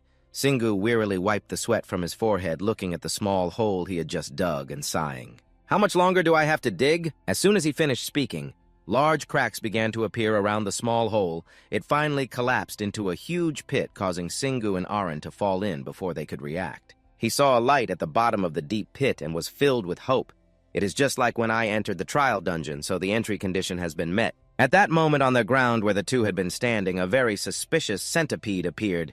It slowly moved, wriggling its long body. The large hole had attracted its attention, causing it to crawl over curiously to investigate. In the end, the centipede also carelessly fell into the pit. The pit itself was also showing strange signs. The surrounding ground shook violently. The mouth of the pit slowly shrank. In a blink of an eye, the cracks had sealed themselves, seemingly erasing all traces of the collapse. After regaining his composure, Singu looked around and observed the area. This must be it. Next to where the two had fallen was a mysterious gate looking inside. There was only pitch-black darkness outside. There was an information board, Ant Nest number 184, Worker Centipede Cavern. Completion limit 5 hours. Seeing this, he turned to ask Aaron, do dungeons usually have a completion limit? She did not always know everything. I am not sure either, but not always. The rules on the Sky Citadel do not always apply to the ant nests, so she herself was also very puzzled. What I am worried about here is... The words were left unspoken, but it seemed both of them feared the same thing. What will happen if we exceed the completion limit? Singu tried to imagine the terrible possibilities they might face. Will the dungeon collapse on our heads or something? Aaron was just as scared thinking about it, or maybe it is like when I fell from the Sky Citadel and lost all my mana, but since nothing had happened yet, she could not predict. She could only sigh and reassure herself, I do not think we will die.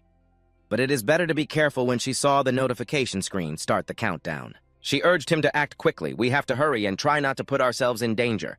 In contrast, Singu was currently extremely confident in his abilities. It is fine, I do not even need your help, saying that he raised his hand and summoned the Black Wolf's claw.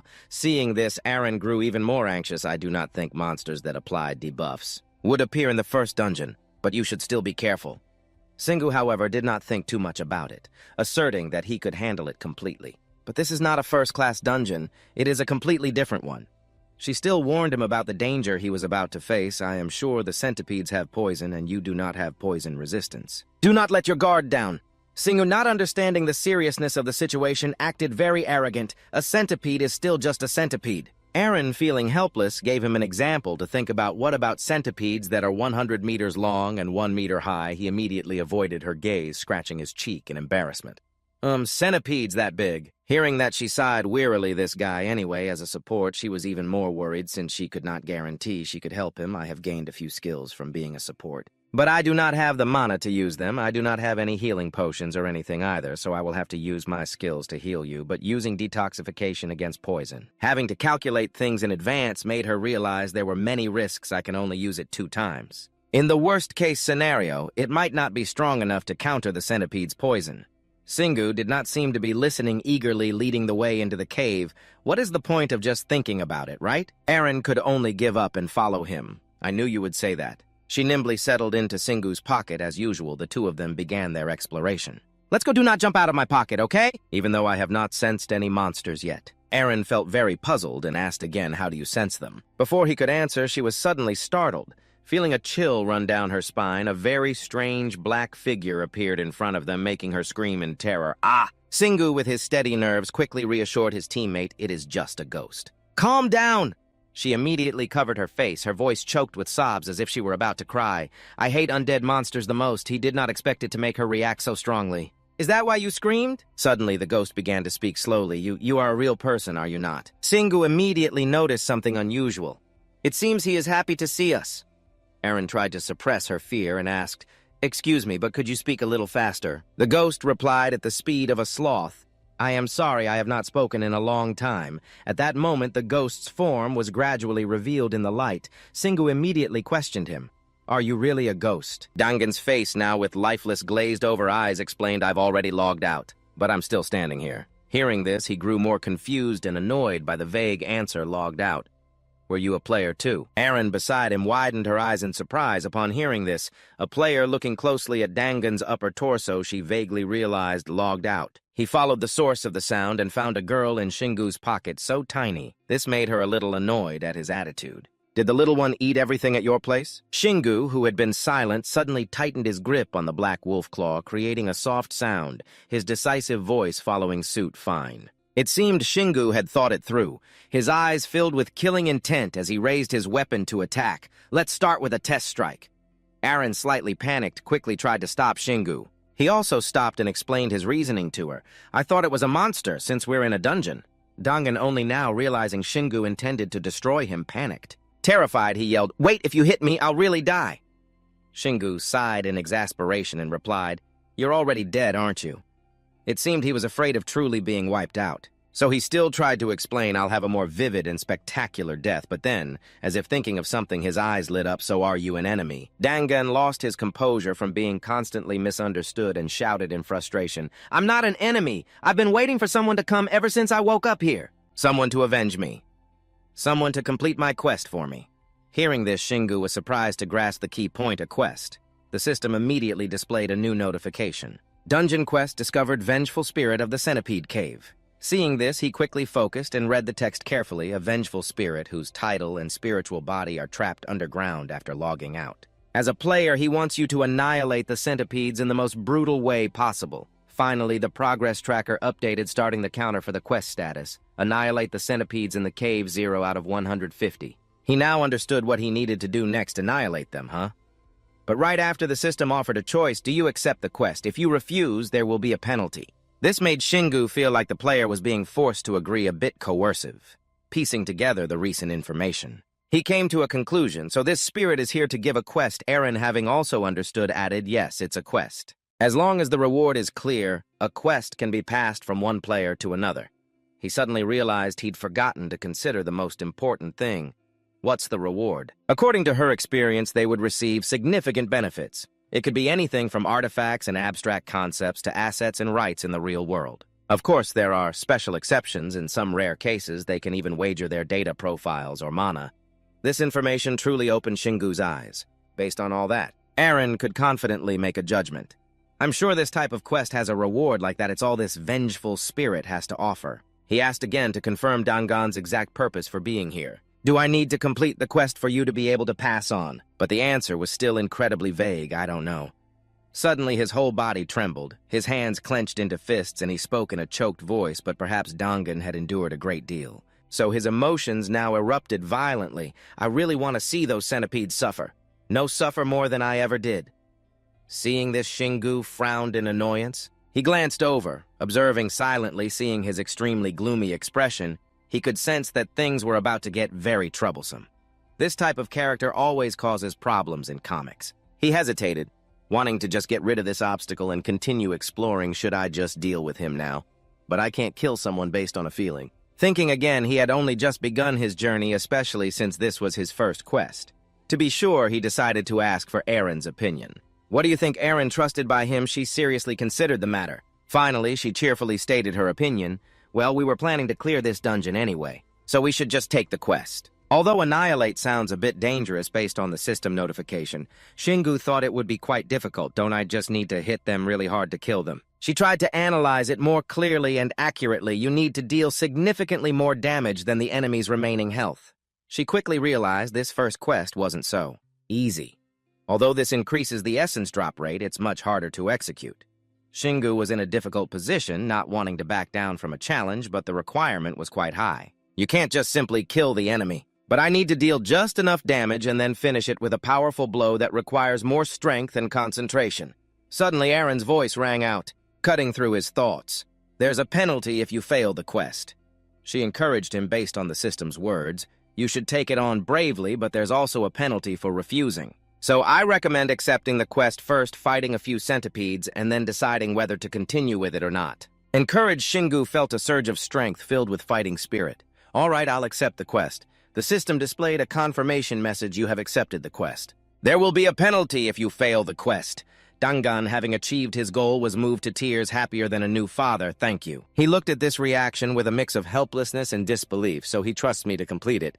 Yet I get penalized if I fail or refuse, so as not to waste any more time." He turned to leave, preparing to start the fight. "Well, I'm off to fight the centipedes." He didn't forget to give a reminder, intending to follow the two of them. "Their fangs are poisonous, so you have to be careful. I'll provide support." Every time he remembered being defeated by those centipedes, Dangan couldn't help but feel bitter. They always attack when you let your guard down. "That's why I got bitten right from the start." Shingu really didn't want to tag along, getting in the way, but didn't want to refuse outright, so he just hesitated. Aaron, however, reacted very strongly, because that was her job, the reason she was here. "Providing support is my job." Shingu Dangan stubbornly tagged along, rambling on. "This dungeon became a centipede dungeon because I was killed by centipedes in Sky City. Do you have any idea how terrifying they look? Suddenly he remembered something stopped and turned back to ask a question.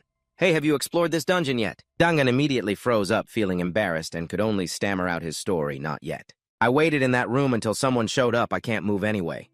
He grew a little curious and ventured to ask, how did you two get in? Looking at your tail, I guess you two aren't ordinary players. Aaron clearly didn't want Dangan to come along and felt very annoyed. He talks about danger but acts like he's on a picnic. She hadn't seen anything different yet and was starting to lose patience. This is the third room already. Just then, Shingu's footsteps halted. It seemed he had stepped on something. His voice turned serious, a trap. The guy behind him still hadn't processed it and was bewildered. What is it? His sharp eyes focused, ready to fight at any moment. A giant centipede appeared. It crawled from a hole in the ceiling and slowly approached them. It raised its sharp claws and lunged down, letting out an ear-splitting screech. Finally, using the black wolf claw, he gathered his strength and swung a direct blow, instantly shattering the massive centipede's head. As its body vanished, reward items dropped. It seems they had collected a talisman and a red quartz. Dangan was left gawking at the scene, completely shocked. He was still trembling, not understanding. What on earth had just happened in those few seconds? What just happened? Shingu noticed the system had updated the progress, annihilated 1 out of 150. Aaron, as if reading his mind, offered her judgment. I think that last hit counted as an overkill. Hearing that, he broke into a radiant smile as bright as the sun, unable to contain his excitement. He cheered, confident about the journey ahead. Awesome new gear makes all the difference. At this rate, I won't even need to use mana. In their hearts, she and Dangan were still stunned. A single light swing counted as a kill. Dangan then took the opportunity to ramble on about what he knew. After being sent to meet his maker by the centipedes in this cave are all very stealthy, agile, and poisonous. In his eyes, they were like creatures with destructive power. They are assassination-type monsters. Aaron also chimed in with a reminder that it was never a bad idea to be extra vigilant. They also have extremely hard exoskeletons, so don't underestimate them, Shingu. Just as she finished speaking, 2 more giant centipedes charged out of nowhere, letting out ear-splitting screeches with his keen intuition. He quickly sensed the danger, swinging the black wolf claw, ready to attack. In the blink of an eye, the 2 centipedes were instantly sliced in half with a single clean swing of his claw. The system continuously displayed the quest condition to kill all the centipedes in the cave, 78 out of 150, even though he had seen it countless times by now. But Dangan's jaw still dropped in amazement, because the reason he was turned to gold was due to these many-legged creatures. So it was hard to believe that with just 1 strike, he had taken down several of the worker-killer centipedes, which were at least level 80. There was no way to kill so many of them so easily. He started to feel intimidated by Shingu's power, stammering as he asked, "Can you tell me your level?" He just coldly and calmly replied with a short 10, causing Dangan to freeze up, so shocked he couldn't utter a single word. As for Aaron, even though she was always by his side, she hadn't expected this situation either. I should have known that Shingu had gotten much stronger just by possessing a D++ rank weapon. It seemed all her initial worries were for nothing. I'm not too surprised that he found where the centipedes were hiding and immediately launched a preemptive strike, but I didn't expect him to take down a centipede with just 1 swing. And to wipe them all out, too. As for Shingu, he was still happily in his own world, extremely pleased to have figured out the pattern if I find the right center of force and point of impact. I don't need to swing with all my might just to unleash the weapon's power. Because he fought so effortlessly, Aaron didn't need to use her support skills. She just stood behind and observed. I'm not sure how the dungeon's difficulty is determined. But considering the level and venom of the centipedes, a normal difficulty seems appropriate for Shingu, a fact that made her wonder whether to be happy or sad. But his strange 6th sense and natural combat instincts made this dungeon seem very easy. Meanwhile, he was still dancing alone among the swarm of centipedes. Even when surrounded by them, his fighting spirit didn't waver. His eyes, filled with killing intent, locked onto his target as he coolly breathed out a sentence. The one thing I don't like about this place is, just then he seized the opportunity to strike a centipede that had just peeked out immediately, sending it flying back by inertia right as another one was crawling out of a hole in the ceiling. A spectacular scene unfolded as they smashed into each other, shattering to pieces and going down together. Dangan, watching from the side like an overexcited fan, cheered loudly. After seeing that brilliant strike kill 2 with 1 blow, Shingu pressed his advantage, laughing excitedly with an ever more overwhelming presence. It wasn't over yet as 2 more inexperienced centipedes fumbled out. They emerged from behind a rock, and in a flash, the Black Wolf's claw sliced through the air, easily cutting them in half. Dangan was still not used to this carnage. His face turned pale with fear. The last throw had lodged the axe into the cave wall. Shingu stretched refreshingly to retrieve his weapon. At this rate, you won't even get a chance to use your mana. Aaron could only sigh and reassure herself. Perhaps I was worrying for nothing. He understood some of her anxiety and comforted her. It's okay. There's no harm in being well prepared when exploring a mysterious place. After giving the centipedes a thorough beating, Shingu was in high spirits. It's not my fault, it's this dungeon's fault. Suddenly, Dan Gan cut in, wanting to suggest something. Then he made a very strange proposal. How about we make a little more noise? Shingu, being sharp, immediately guessed his intention. You want me to call out the centipedes? When he met Shingu's gaze, he got nervous and fumbled for a reasonable explanation. Quantity over quality, right? If there are more centipedes, won't you have a chance to test your mana? Aaron's expression immediately turned serious, and she bluntly refused without hesitation. But that's too dangerous. This made her even more wary of that vengeful spirit. She wanted to leave quickly. I think we should abandon this quest, Shingu. With eyes that saw through everything, she directly exposed Dangon's plot. He is deliberately trying to provoke you. And he wants you to do the one thing forbidden in a dungeon. Provoke the entire area. Aaron believed his real purpose for being here was to get in the way. That spirit is clearly trying to harm you. It holds a grudge against you, not the centipedes. Dangon panicked, afraid he'd be beaten into logging out again, and quickly said, You've misunderstood me. I really just... He shouted decisively, affirming with certainty want to kill all the centipedes. Aaron sighed with disgust, still half believing, half doubting. Really, Shingu finally spoke up, smiling to ease the tense atmosphere. Calm down. He didn't know what it was based on, but he completely trusted this vengeful spirit. I never doubted you. Seeing that he wasn't taking her side, she sulked.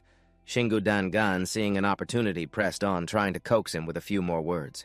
I knew you would believe me, and I really want to complete this quest this time. Ignoring his words, his attitude immediately changed as he had his own thoughts. It's true, I never doubted him for a second. From the beginning, he had been specially observing this strange spirit. There's no way he's on my side after just a few words. You can't judge a person so easily. What if he was a player when he was alive? In this world, there are people who are worse than monsters. Anyway, Dangon has no combat ability. I can use him to get more useful information. I just need something from him. And he's no threat to me, so I'll just let him be. Shingu's ultimate goal was to explore the dungeon. He shouldn't become a concern. I don't know what this spirit wants, but I don't need to know because it's useless. To avoid letting Dangon find out, I should pretend to agree.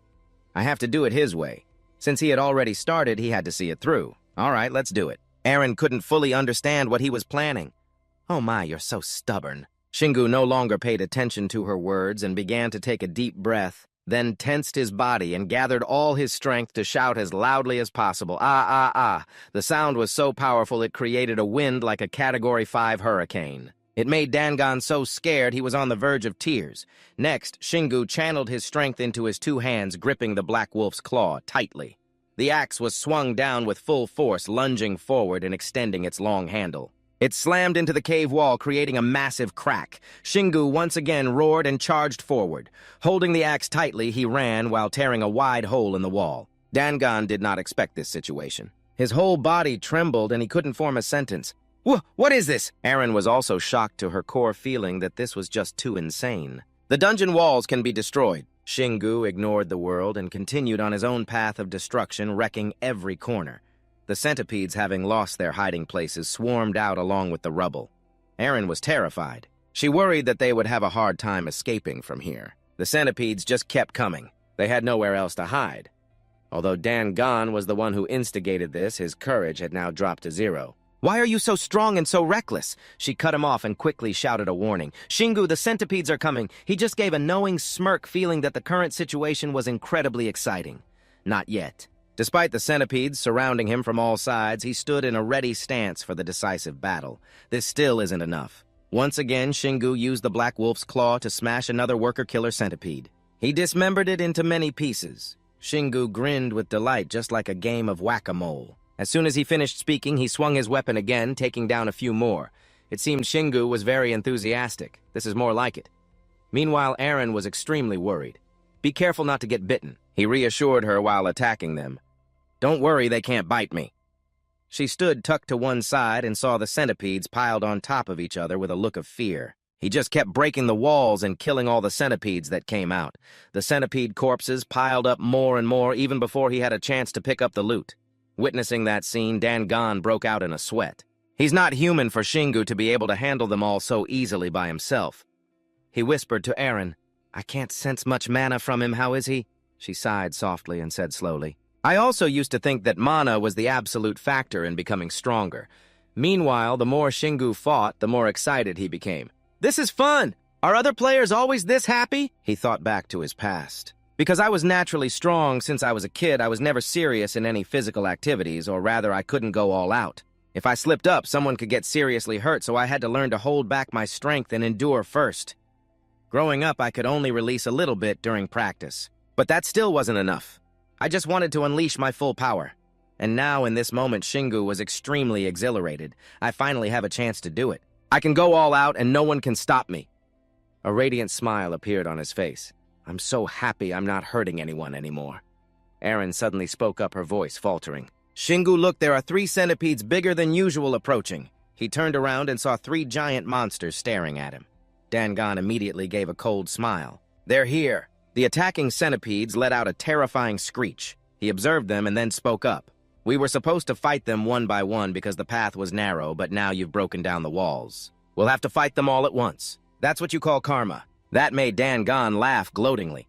Finally, his actions angered Eren. "You," Shingu muttered softly as he stood before the swarm of centipedes, oh boy, as soon as he identified his targets. Shingu lowered his body to gain momentum, and in a flash his body shot into the air. Then he used the Black Wolf's claw, striking down on each of their heads one by one. In an instant, they were struck down. Witnessing that scene, Dangun's face was frozen solid. Shingu looked at the shattered fragments falling all around, and smiled faintly, his face full of satisfaction. Maybe I should save my mana for the boss fight a few seconds later. The notification board appeared, quest condition, kill all the centipedes in the cave, you have completed 300%. Shingu looked at the results, stunned. I didn't realize because I was having too much fun. But it seems I killed 3 times the required number. I guess the +3 was for the 3 giant centipedes. That appeared at the end when he saw Eren. He asked quietly, "The system says I've exceeded the quest completion requirement." Of course, it's a good thing, she affirmed with certainty. Rewards differ depending on the quest, she explained thoroughly, but they will definitely become more and more appealing. "This is an absolute rule guaranteed by the laws of the Celestial City." She was mid-sentence when Eren stared at Dangun and thought, "But I can no longer trust the player who gave this quest." Instantly, she became wary because he had already revealed his true colors. There's no way he'd just hand over the reward. And she silently analyzed he would have to reward him for completing the quest, but he's already a vengeful spirit. If he tries anything, he might be destroyed completely. After a moment, Dangun decided, "I will give you the reward." Hearing that both Shingu and Eren were stunned without hesitation, she rushed to shield him. "You wanted Shingu to die, and now you're going to give him a reward." At that moment, Dangun told the truth. "I really did want that. I didn't want to be injured or die alone at that time. I was too full of hatred to think clearly." Eren listened intently as he explained, "A vengeful spirit is born when a pure soul is controlled by emotions combined with tainted mana and then evolves into something else. It surpasses status effects and is considered a monster, but when I saw the centipedes completely annihilated without a single soul remaining, I felt soothed. Finally, I have returned to my senses at this very moment." Dangun's expression softened with a hint of relief. "You completed the mission more than excellently, it seemed." Eren still couldn't believe what she had just heard. Shingu didn't hesitate to speak bluntly. "I didn't really care if you had attacked me. I would have killed you on the spot." Dangun wasn't angry, but instead showed a look of longing. "If only I had a teammate like you." "That's in the past now," he said softly. "I will give you the reward," but Shingu waved his hand in refusal. "No," he said confidently. "I can still exceed the quota even more." Dangun's eyes widened in surprise. What Eren looked worried, Shingu no. Dangun was stunned, unable to believe what he just heard. "No way are you planning to kill the boss too." Shingu nonchalantly grinned, showing his teeth with a super-sharp wink, then praised himself for being so smart. Eren, standing beside him, saw his excitement and couldn't help but worry about this bold decision. As for Dangun, he stood frozen and confused, not knowing how to react. Shingu paid no mind sitting down to pick up items and said, "You know, I just went wild back there without conserving any stamina at all. But this style suits me better. Look at all the loot dropping." He turned with a determined gaze, affirming he was still full of energy. Immediately, Shingu confidently showed off his sturdy physique. His body grew hotter after the battles. The muscle fibers that had never been fully utilized were now overflowing with power, giving him a feeling of deep excitement. Dangun heard that and remarked, "Your muscles are truly monstrous." Shingu shouted in annoyance, "Be quiet for a bit." Eren didn't join their conversation, just stood aside, pondering. It must be very difficult to kill the boss, too, But the problem is Shingu makes it seem possible. The image of him quickly defeating enemies with a single punch gradually appeared in her mind. Then Dangun began to recount, "This dungeon is built upon the memories of my death." He rolled his eyes, making a judgment, so it's very likely the boss will attack in a different way.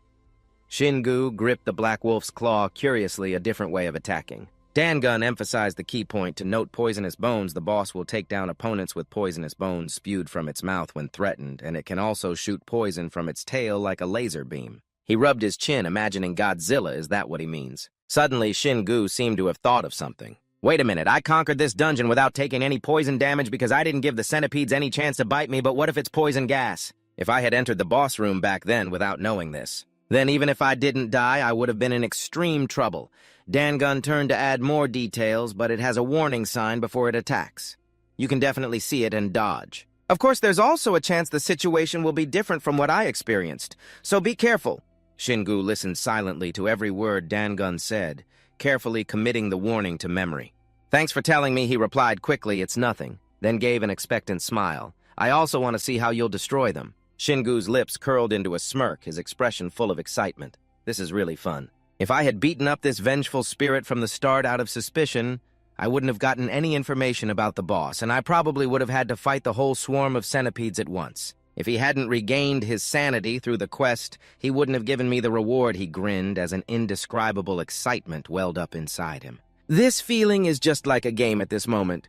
Dangun mentioned the land of the winged people, the dungeons, and the celestial city all make one think of a game. Although that thought is also very dangerous, a game that only those who enter can play." Then he turned his voice low and emphasized, "And you have to pay with your life." That statement made Shingu pause.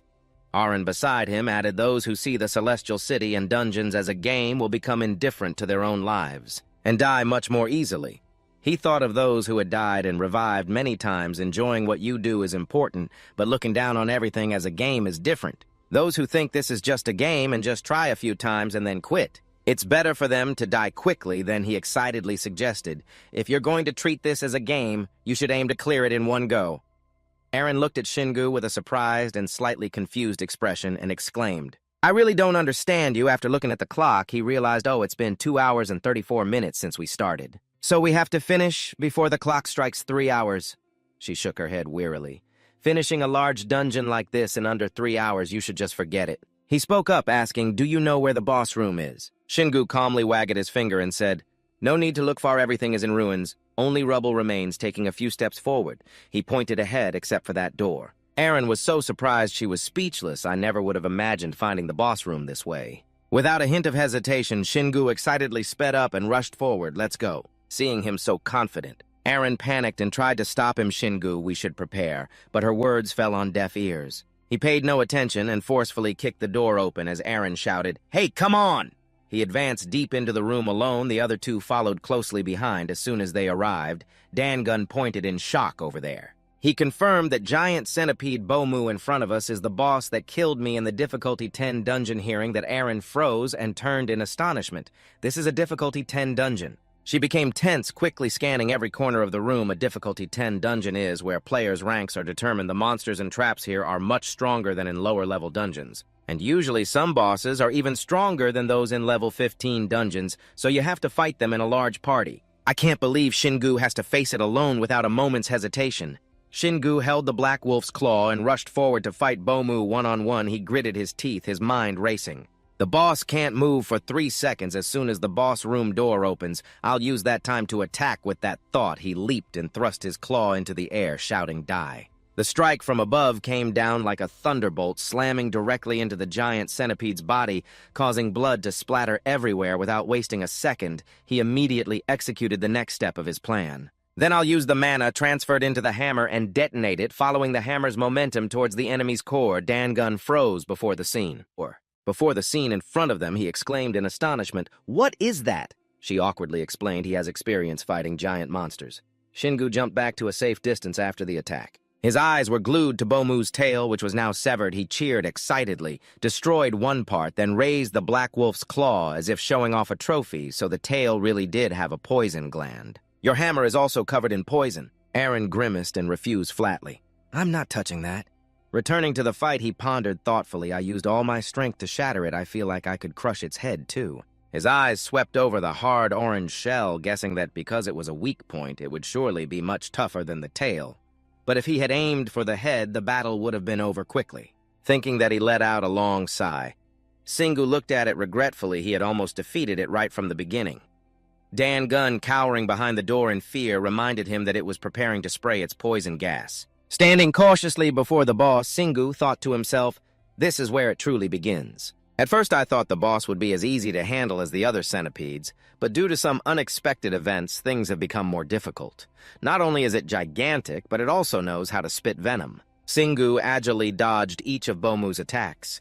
The real problem was its poison gas. He hugged the wall, but it didn't matter how wide the corridor was. But if it keeps spewing that poison, it won't be long before I can't do anything. Gripping his weapon tightly, he resolved to go for a quick victory, which meant ending the fight as soon as possible. Even though I've destroyed its tail, I don't think I can. Kill it by smashing its head, and I also can't use mana to cast punishment. Bomu shrieked loudly and lunged forward at full speed. Singu swiftly dodged just before it crashed into him. He watched the monster with a fascinated gaze. A physical attack with its broken tail combined with poison gas. Dealing with two attacks at once is a pain. Suddenly he noticed something paused for a moment, then let out a delighted laugh. "But I can do this. I'm a genius." Aaron, a mix of worried and curious, asked Singu, "Have you thought of a way?" He replied confidently while moving nimbly. Of course, Singu's erratic movements made Bomu visibly surprised, which further strengthened his confidence. "I knew it." Its huge body turns too slowly. Immediately, he tensed his arm, channeling energy into his weapon, distributing his mana. Just a few seconds later, the Black Wolf's claw was. He threw it into the air where it circled gracefully. Bomu tilted its head back intently, watching the spinning object above. Without wasting a second, Singu leaped and charged forward. Yah! His entire body tensed as he poured all his strength into his fist. Below, Aaron's eyes widened in a mix of astonishment and confusion. Using punishment and a punch at the same time. Is he really trying to perform those two difficult techniques simultaneously and land them in a single strike? Taking advantage of the moment, Bomu was distracted by the Black Wolf's claw. Singu landed a powerful uppercut on the weak point. He landed firmly on his feet, letting out a heavy breath. At the same time, familiar text scrolled past punishment has reached level 7. Carelessness is courage has reached level 2. He put both hands on his hips, watching as Bomu's body collapsed. Phew, that was close. Any more force and the hammer would have broken. Immediately after, the data panel flooded with notifications. Mission condition: kill all Z's in the cave. 453 plus 3 plus 1 out of 150. You have reached 500% of the mission objective. Area mission 184th Z, cave worker Z cave has been cleared. Aaron was dumbfounded, her mouth agape. You really killed the boss too? Singu didn't answer, silently watching the next lines of text appear one by one. Dungeon complete. Calculating results. Completion time. 2 minutes and 46 seconds. All traps disarmed. Eliminated 503 worker Zs, 3 attack Zs, and 1 giant Z. Special achievement, What is Poison Can You Eat It, has been earned. A special reward has been obtained. Player skill innate poison resistance. Completion rank S. Special reward key to the rest area. Dan Gunn and Aaron were struck speechless. After a moment's pause, the system notification sounded. Experience calculation successful. You have gained 5 levels. Singu looked surprised at the energy flaring up around his body. He wondered at this new sensation. It's different from when I first learned mana. Aaron flew over and explained this time it's just strengthening what you already possess so it won't cause severe pain anymore. At that moment, the stat window appeared before Singu's eyes. Unregistered player Singu, level 15, strength 112, agility 111, stamina 125, magic 15. Then he checked the next section. Skills. Innate skills. Chaotic tail level 1. Carelessness is courage level 2. Poison resistance level 1. Active skills distribution level 9. Punishment level 7. After reading through it all, he suddenly clenched his hand. A long, quiet sigh escaped his lips, carrying a hint of fatigue and contemplation. After a careful inspection, he began to understand. So strength, agility, and stamina will increase by 2 points per level up, and magic will increase by 1 point per level up. Singu mumbled, I'm still not used to seeing strength displayed in numbers. Aaron excitedly chimed in. But seeing your own progress isn't so bad, is it? He scratched his head awkwardly. Right. Next are the rewards. Singu was stunned as he scanned the list of new abilities. First is poison resistance. I haven't even been poisoned once. Why did I get this skill, I wonder? She rested her chin on her hand, pondering. I'm not sure either. He regained his focus, remembering the advantage of this new ability. In any case, this skill will help me resist and overcome poison. Since there will be many more poisonous monsters in the future, this skill is necessary. After that, he lowered his head and pulled another item from his inventory. The key is the real issue. Its information appeared key to the rest area, a key granted to unregistered players with potential. Used by inserting it into the ground. He frowned, observing the overly vague description. A rest area and insert it into the ground. Erin tilted her head and spoke cautiously. I think you'll have to try using it to find out. Singu, frustrated, tossed it into his spatial storage. Whatever. He spun the weapon in his hand and looked at Bomu. All right then. Dan Gunn watched with wide, astonished eyes at the scene unfolding. Suddenly, a resounding crash made him jump as Singu expertly swung the Black Wolf's claw. In the blink of an eye, he had shattered everything in front of him. He picked up the item in his hand, then turned to Dan Gunn and reminded him, I've collected all the essences, so give me the mission reward. The flustered boy stammered, that's right. Your reward? Dan Gunn clenched his fists and gritted his teeth. He has reflexes. That are excellent, and he executes the punishment skill better than any player I've ever seen. He's too good for someone like me who got stuck in a level 10 dungeon. If I could support him on his journey, wouldn't my existence become more meaningful? He was lost in thought, forgetting that Singu was waiting. Finally, he spoke, hesitant but full of determination. If you achieved 500%, then it's possible. He placed a hand on his chest, hesitating slightly before continuing. I will bestow upon you the essence of my memory. Those words made both of them look doubtful. They exclaimed in unison, the essence of your memory. Aaron's eyes lit up with excitement. Is it a skill? He repeated, confused. A skill. Dan Gunn smiled and confirmed that's right. As he spoke, his body began to dissolve into sparkling ribbons of light. This is the only thing I have left after being trapped in this dungeon. Let me give it to you. After hearing Dan Gunn speak, a look of surprise slowly appeared on Singu's face. The only potential what kind of skill is that? Dan Gunn had resolved to let go of everything. Sparkling streaks of light emanated from around him. Seeing this, Singu turned to the little angel Aaron and asked, Do you know anything about this? Her face showed a flash of confusion and she stammered, I thought he was going to give us a skill he used to have. However, looking at Dan Gunn's current state, I'm a bit speechless, but it looks like he's transferring his very self to us. Singu jumped in alarm. What? That sounds terrifying. Suddenly, a hammer appeared in his hand, also known as the Black Wolf's Claw. Strangely, where Singu's hand touched the Black Wolf's claw, a peculiar light suddenly flared up. The light quickly faded before he could react, and once the process was over, a mark with a rather strange pattern appeared on his hand. Singu stared at the mark in surprise, thinking a strange symbol has appeared on my hand. I can feel a peculiar power coming from it, while he was still admiring the mark on his hand. The mechanical sounds rang out again. Mission complete. You have received the Skill Soul Collection. Currently collected 11 souls. You do not yet know how to use souls. Hearing this, Singu was quite bewildered. What soul collection? From behind Aaron quickly added, I've never heard of this skill before. She continued to explain to Singu, my understanding is that he was so impressed by you that he offered his soul to you. But why didn't he explain how to use it when he did so? Singu could only stand there and watch everything helplessly. So this is the end of a 500% overachievement? A weird tattoo. But very quickly he lifted his spirits and told himself, well, at least I did my best. So I guess I have to be satisfied. Aaron swiftly flew in front of Singu and repeatedly praised his new achievement. I can't believe you completed it without taking a single hit. After this battle, Singu had gained a lot of experience. His mind was now busy connecting the dots. Surely not every dungeon is like this one, but I can conclude that normal level dungeons aren't too difficult to conquer. The first dungeon trip ended in great success. He quickly turned around.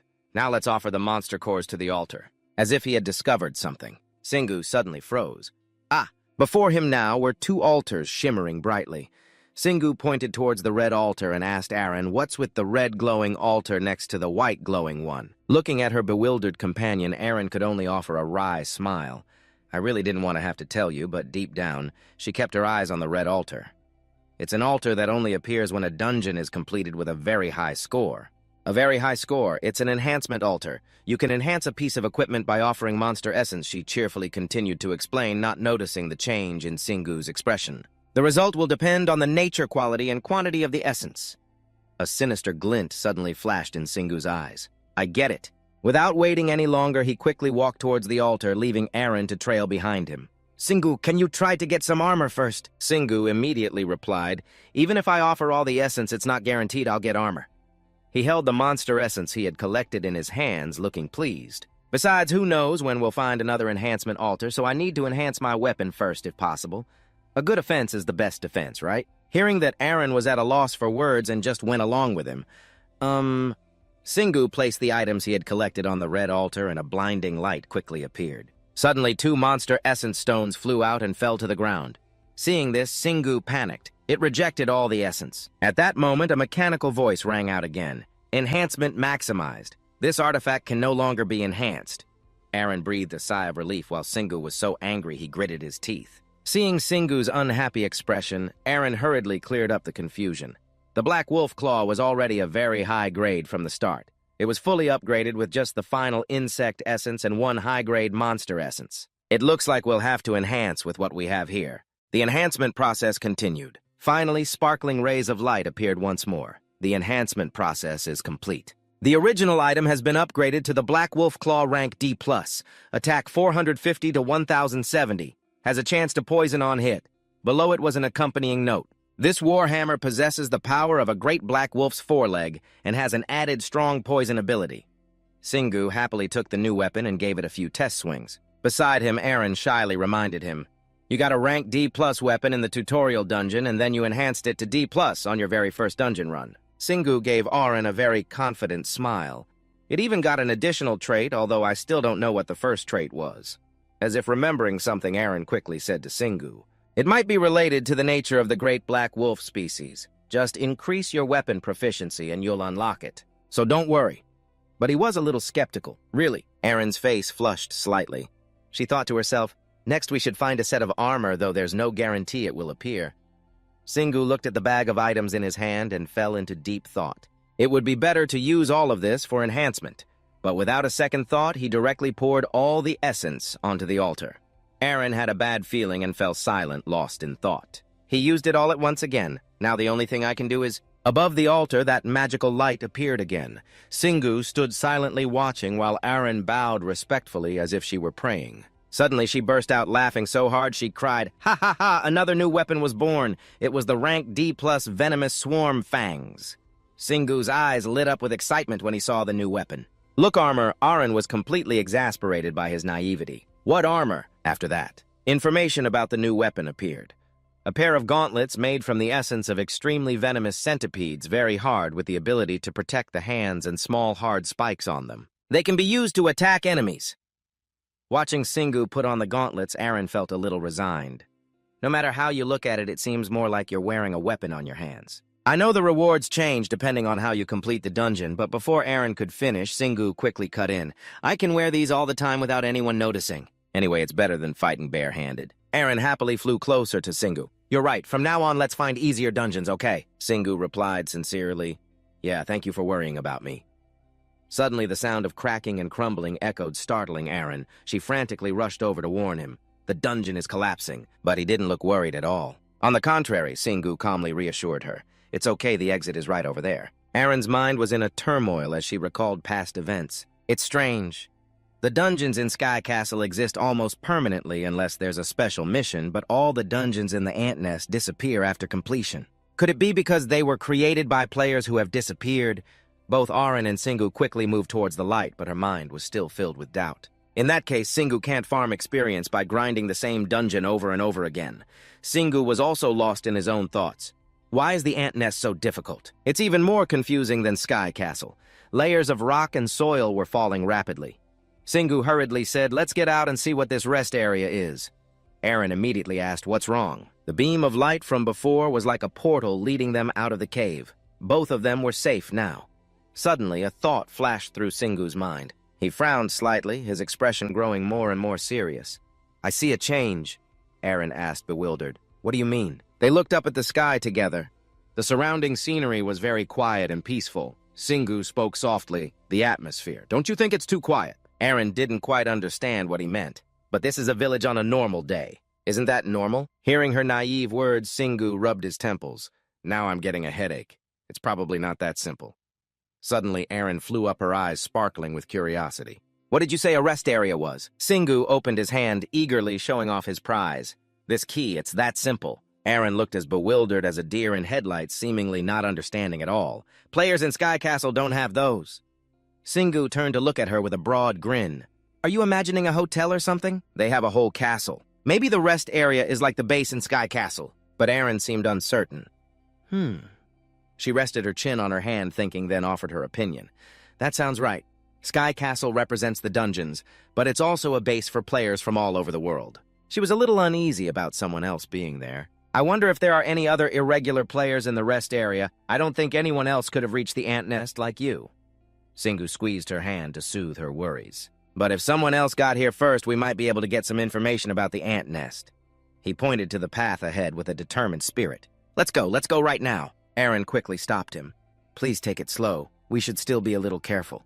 Suddenly, she had a mind-blowing realization. Oh, I get it now, but Singu was still clueless. Get what? She quickly explained in a low voice. As long as you hold the key tightly, you'll be invisible. It's hard to use in combat, but it's very useful in daily life. Aaron marveled at its handy function. That's a really convenient feature. But for some reason, he was trembling.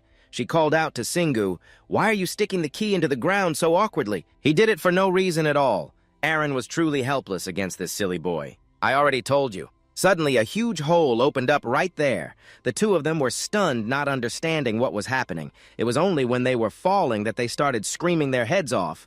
We're falling again! Ah! A sudden blinding light appeared, making it hard for them to see what was ahead. When he looked inside, Singu was completely shocked. What is this? 4 pieces of information about the rest area. Level 1 door, level 1 bed, level 1 wardrobe, also level 1. System notification. From now on, if you conquer a dungeon but do not use the essence, it will be stored in this piggy bank. You can use the saved essence to expand and upgrade the rest area. Singu laughed triumphantly. Is this childish little game supposed to be a challenge? Aha, I get it now. It looks pretty familiar. His brain started working. This is a common feature in games, a base that supports the player in many ways and can be upgraded for a certain price. However, a problem has now arisen. But if you look closely at the main function of this area, Aaron shared the same thought as him, so to put it bluntly, this is a space for a single individual. His world came crashing down. Singu collapsed to the ground, groaning. Sky Castle is for the masses, while the ant nest is for the solitary. Aaron stood beside him, frowning. See, I told you so. Even though there wasn't enough room for 2 people, she didn't seem to mind much. You're the only irregular player here. Singu cried pitifully. A rest area like this doesn't mean I'm the only one. After calming down, he silently calculated, but I'm also exhausted after using it 3 times. Punishment! Even though I want to upgrade the rest area, I don't have any monster essence left. If something's too hard, I'll skip it. Prioritize the easy stuff first. I'll sleep on it and figure it out later. You look pretty tired, so Aaron stopped discussing it. You should get some rest. Singu saw her just standing there. He asked with concern, "Aren't you going to sleep?" Her face was nonchalant. "I'm not that tired thanks to you." She scratched her cheek shyly. "I was just cheering for you and ignoring that damn soul. Plus, sleeping on that bed feels a little weird." Hearing this, Singu immediately promised, "I'll buy you a dollhouse to sleep in later, okay?" Being pampered, Aaron visibly cheered up. "Okay." In just a few short minutes, Singu was sound asleep, a speed that was truly astonishing. He fell asleep so fast, he was snoring on the bed while Aaron remarked, "I guess the tip about sleep increasing efficiency wasn't a lie?" She stared at him blankly, her heart filled with a tinge of sadness. Singu isn't the only one who needs to train mana for efficiency. Her expression flickered with regret, mixed with acceptance. "In the end, I have to log out because I'm weak. At least I should be grateful I'm still alive." She tried to lift her own spirits. "Now that I've become a supporter after losing all my power, I need to increase my mana as much as possible and improve my skills." She was incredibly determined about her new goal. "I also have to let Singu focus on combat as much as possible." Recalling her old ultimate moves, Aaron felt her fighting spirit ignite. "I want to regain all the skills I once had."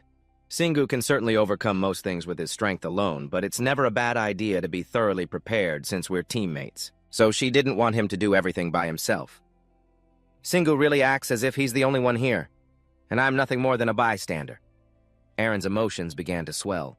"Even though I was once the best healer in Korea, perhaps even the best in the world," her fists clenched, her eyes burning like fire with determination. "I'm going to surprise him by regaining my skills." Aaron felt dejected. Compared to his absolute power, it was as if he got stronger just by breathing. Then she told herself she had to really try. There's no time to rest. She was keenly aware of what she needed to do, train while he slept to close the gap. After sleeping to the point of exhaustion, Singu groggily opened his eyes. Huh? He glanced around, looking for Aaron. Seeing her sleeping so peacefully was quite cute. He didn't have the heart to wake her. He was at a loss with this energetic girl. What can I do? He sighed. She's even more tense than I was when I first entered the dungeon. Singu stood up, cracking his joints and stretching to get ready. Since I can't wake her, I might as well train my mana until she's up. But he didn't need to call her. She stirred awake on her own at the sound. The door opened and light crept into the room. Singu casually walked out. After resting for a full 5 hours, the door still led to the place it had opened from. Aaron asked, "What are you planning to do, Singu? Or should we go home?" He shook his head in refusal. "No." Singu strode forward slowly, his voice firm and decisive. "I've rested enough. Besides, I already told my mom I might not be home for a few days." He was so eager his eyes lit up like stars. "Time to find another dungeon," she sighed in resignation. "It's probably not that easy." 10 minutes later, he shouted with glee, "I found it. Item Information Artisan Centipede Cave Dungeon. Danger level slightly low." They stood there completely frozen. This garbage game, Singu fumed in frustration. "It's the same dungeon." Aaron ventured a guess. "I think I understand how this game works now. If a player fails in a dungeon, it weakens their party. It makes other players more likely to die, and those who fall in the same dungeon will do so one after another," she quickly deduced.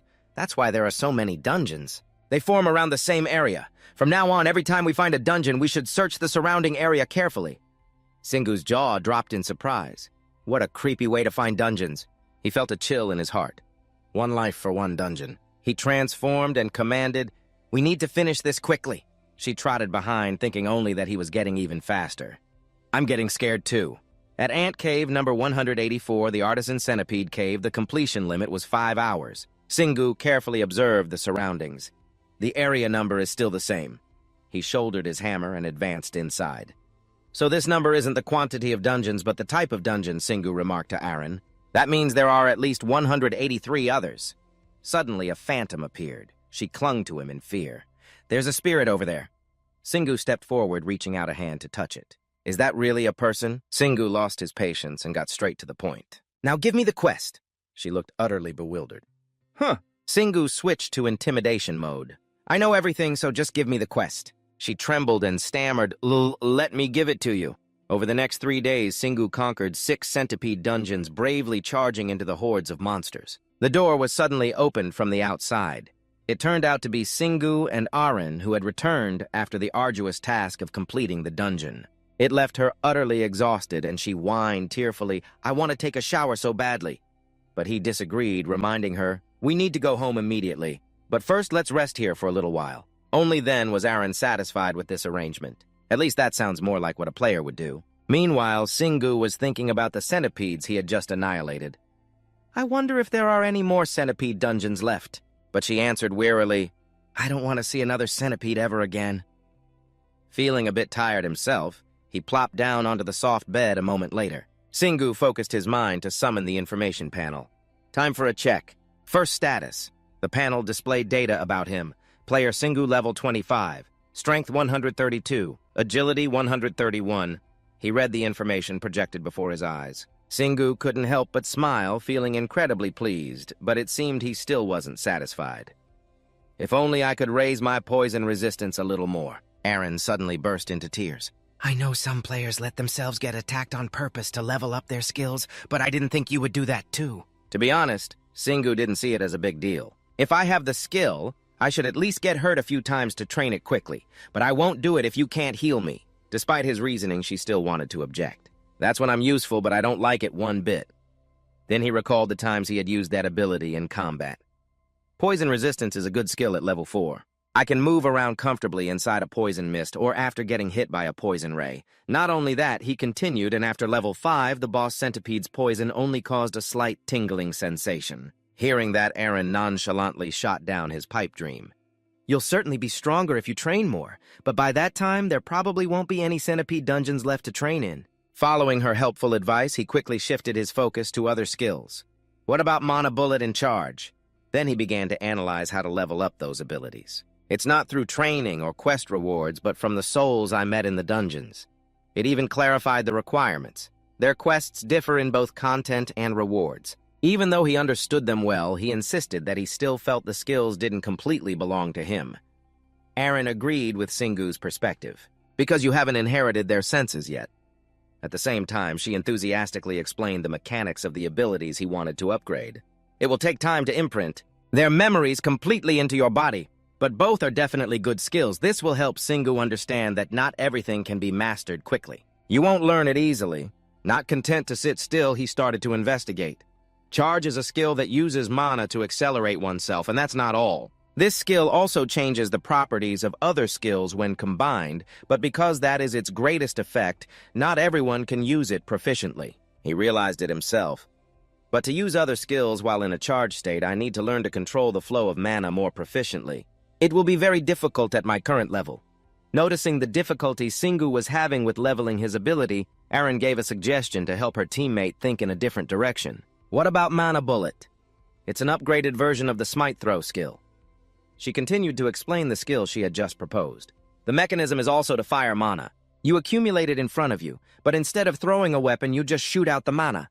Its destructive power is weaker than Smite, but it's much faster. To use it proficiently, you need to learn how to separate mana from an object.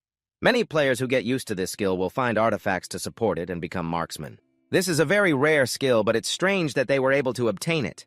As she recalled the legends of a bygone era, a question about the souls in the dungeon suddenly occurred to Aaron. Could it be that they were famous players when they were alive, but even they couldn't clear a level 10 dungeon? She tried to push that negative thought away and turned back. She smiled and spoke cheerfully to him. If you master their skills, I'm sure they'll be grateful. Yet Singu pretended not to care. I don't care if they're grateful or not. To stop Aaron from rambling on, he tried to distract her. Besides that artifact I got from the dungeon after offering the boss Centipede's essence was a set of armor combined with gauntlets. Right. It turned out Singu was wearing that very armor. Venomous Chaotic Insect Armor rank D+, defense 550 to 850. Proficiency 27 out of 200. Special traits unknown. That's just its basic data. There's still more detailed information about the armor's characteristics. The armor is made from the essence of a highly venomous centipede. It's very durable and still contains residual poison from when the centipede was alive. Having experienced the capabilities of the venomous insect chaos armor firsthand, Singu had every reason to exclaim, "This armor is awesome." Of course, I'm not sure either since you've never been poisoned after wearing it because the armor has an incredibly useful effect for fighting in dungeons. That's why most players would try to complete the full set, but we don't even know how many more centipede dungeons there are. I'm not planning on testing my luck. A moment later, Singu no longer wanted to bother with those things and was more excited about something else because the centipede dungeon was all cleared. Now I need to check what I can do with the remaining essence in the rest area. Seeing his excitement, she felt extremely concerned. So she reluctantly replied, "You really are amazing." Unlike Aaron, he noticed a change in his physical condition. I was already healthy, but I haven't slept for days and I'm still full of energy. It must be thanks to sleeping on this bed. And so Singu touched the bed that had been with him all this time and declared I have to upgrade the bed first. But things didn't go that smoothly. A notification panel popped up before his eyes to upgrade furniture. You must first upgrade the rest area. He thought it wouldn't cost much, but reality dealt Singu a painful blow. You can use 80% of your saved essence to upgrade to level 2. Do you wish to upgrade? After reading the notification, he felt like he didn't want to live anymore. His vacant gaze stared into the distance. Only after a while did Singu find the mood to scream, "I have to use a whole 80% of my essence just to upgrade the rest area." No matter what, he had to grit his teeth and face the reality that he wouldn't be able to upgrade. The bed with the remaining 20% of essence with extreme disappointment. Shingu could only lament in despair. I had to collect essence from 5 different dungeons, you know. Not knowing how to comfort him, she could only reply, "Maybe that's why the rest area is so valuable." Seeing it as the only viable option, he had no choice but to accept. It seems there's no other way. Suddenly, the golden piggy bank in the rest area emitted a dazzlingly bright light before their eyes. At that moment, the room began to shake violently, making it nearly impossible for Singu and Aaron to stand firm. They lost their balance and almost fell when the shaking stopped. A notification appeared. The rest area is now at level 2. The area has increased. Therefore, many amenities have been developed with the upgrade of the rest area. A level 1 bathroom has been added, and it wasn't just a normal addition by the system. The Level 1 bathroom can be used for bathing, and the system was even thoughtful enough to include shower gel and soap with the special effect of washing away any poison. Curses or other harmful effects on the body, he couldn't hide the joy on his face as he observed the new bathroom. I could just live here, and she felt the same way. Upgrading the rest area was worth every penny. He couldn't be more satisfied. Shingu scratched his head and exclaimed, "I was so tired of going back and forth between home and the dungeons. So this is amazing." Aaron also strongly agreed with him. "That's right. I can't keep living like a doll in a dollhouse. I'm going to take a bath first." Seeing her joy, he didn't want to spoil her mood, so he only thought to himself, this rest area is sized for humans, so it might be difficult for Aaron to use, huh? While he was lost in his wandering thoughts, Singu was chased out by Aaron. "How long are you going to stand there?" He immediately replied, sorry. In the bathroom, Aaron's body was covered by a thin layer of steam as she let out a sigh of immense satisfaction. Unlike Singu's guess, she quickly mastered using the bathroom by choosing to soak in a water ladle. Knowing he couldn't help, he had to give up. "I'm sure she'll manage on her own." A new notification suddenly appeared, causing Singu to freeze for a few seconds, Then he began to read the data written on it. A Level 1 detector can be created, wanting to help the player better understand the item. The thoughtful system provided more information, explaining that the detector can find nearby dungeons using essence. That has been saved. But nothing is free, and of course items cannot be obtained easily. You can create a detector by using 50% of your remaining essence. Do you wish to continue? Although he hadn't seen the item in person, he was already imagining all sorts of things. A detector, It might even be better than the bathroom then, Shingu quickly laid out a plan for the future with this item. "If I didn't have the rest area or hadn't upgraded it with essence, I would have wasted a ton of time traveling." Without a long wait, the small detector appeared and fit snugly in his palm. When holding the item in hand, its information panel will appear. To guide the player on how to use it, the detector can be activated for 3 minutes by using 10 essence, which made Singu gasp in surprise. "It's surprisingly cheap, Nix." The system explained how to distinguish the colors that appear on the detector based on your level. Blue is easy, yellow is normal, and red is hard. With such dedicated and detailed guidance from the system, he quickly understood all the information and how to use it. "I get it." Suddenly, the phone in his pocket vibrated to notify its owner of an incoming call, startling Singu so much he almost dropped the detector. Even Aaron, who was soaking in the bath, could hear the sound. So she couldn't help but wonder. A call. Meanwhile, in the outer room, he was completely stunned by what he saw on his phone. "This is..." Singu looked at the caller's name and involuntarily broke out in a cold sweat. Anxiously answering the phone, Mom. A familiar voice came from the other end of the line. "That's right, son. You're not in Sanha right now, are you?" Hearing that, his heart sank. "Those are the coordinates of the dungeon. It's because of this precise positioning ability." So he replied with the affectionate nickname Momdar, but it seems Hajin was calling to ask for a favor. "Okay, then. A friend of mine has a shop there. I'll send you the address, so please go and save her." Singu was stunned before he could even process the information. It seems she got worried after seeing the news and hurriedly called her son. "You can do it right. They look really weak on TV, or are you not strong enough to fight those grotesque monsters?" Hajin had also looked into the situation. All the players, or whatever, are in Sky City, so no one can get there. On the other hand, Singu was still frozen stiff. Seeing her son so dazed, she immediately understood. "You'll get it if you check the news or the internet." He reacted quickly and went online to search. Just then, the bathroom door suddenly opened. Aaron, having washed up cleanly, was in an incredibly cheerful mood. "Phew, thank you for the new clothes." When Singu turned, he saw that he had already put on his helmet and announced, "There's an urgent mission. We have to go. The monsters have come into this world." The news hit her like a bolt from the blue. At this critical moment, the detector suddenly started beeping loudly. "New dungeon detected." Singu unhesitatingly tossed it aside, focusing on the current mission. In an instant, the silhouette of a delivery motorcycle was speeding down the street. Seeing he had no intention of stopping, Aaron quickly reminded him. "The light is still red," but the only reply was a commanding voice, "Hold on tight." Singu even ignored the traffic signs. Speeding past the legal limit, she helplessly advised, "You'll get a fine and have your license revoked." He then showed her what a true street racer was. "I already took off the license plate, so it's fine." Aaron couldn't imagine he would do something so crazy. "You're breaking the law. A model citizen shouldn't do that." Singu deliberately ignored those words. He focused on observing the surroundings. The closer they got to the destination, the fewer cars and people there were. It seems people have already evacuated this area. As for her, she just now remembered the heart of the matter. Are they really monsters? Monsters from Sky City can't leave the dungeons. He voiced a speculation that startled Aaron a bit. They must have come from the ant nest based on my years of experience. She had never seen a situation like this before. Sky City has existed for 10 years. And no monster has ever escaped, so why do you think it's only happening now? But that perspective made her reconsider it can't be, so it's because of the ant nest. Singu had thought very carefully to find the most logical reason, even though he didn't want to believe it. He felt that way too. He analyzed, based on what he had seen, if monsters had simply appeared, I wouldn't have suspected anything, but right when I discovered a dungeon in Sanatown. Monsters also appeared there. It's too much of a coincidence to be called random. From that, a conclusion can definitely be drawn. I'm just not sure if it's because of me. But the ant nest is definitely related. Besides that, there's another unanswered question. What about the other players? Erin seriously offered her reasoning. There's no need to rush, Oh, she suddenly remembered something and exclaimed happily. Today's auction day. It's the auction day in Heavenly City. Based on that key point, it's easy to guess. Most players are in Heavenly City, and since electronic devices aren't working, they wouldn't know what's happening. Shingu quickly grasped the details of the situation. Got it. If we string all the information together, it means there's a possibility that someone deliberately caused this to happen today. A sense of unease washed over him. Perhaps similar things are happening in other places too. Suddenly, Aaron shouted a warning. Look, there are people over there. The road ahead of them was blocked off with tape.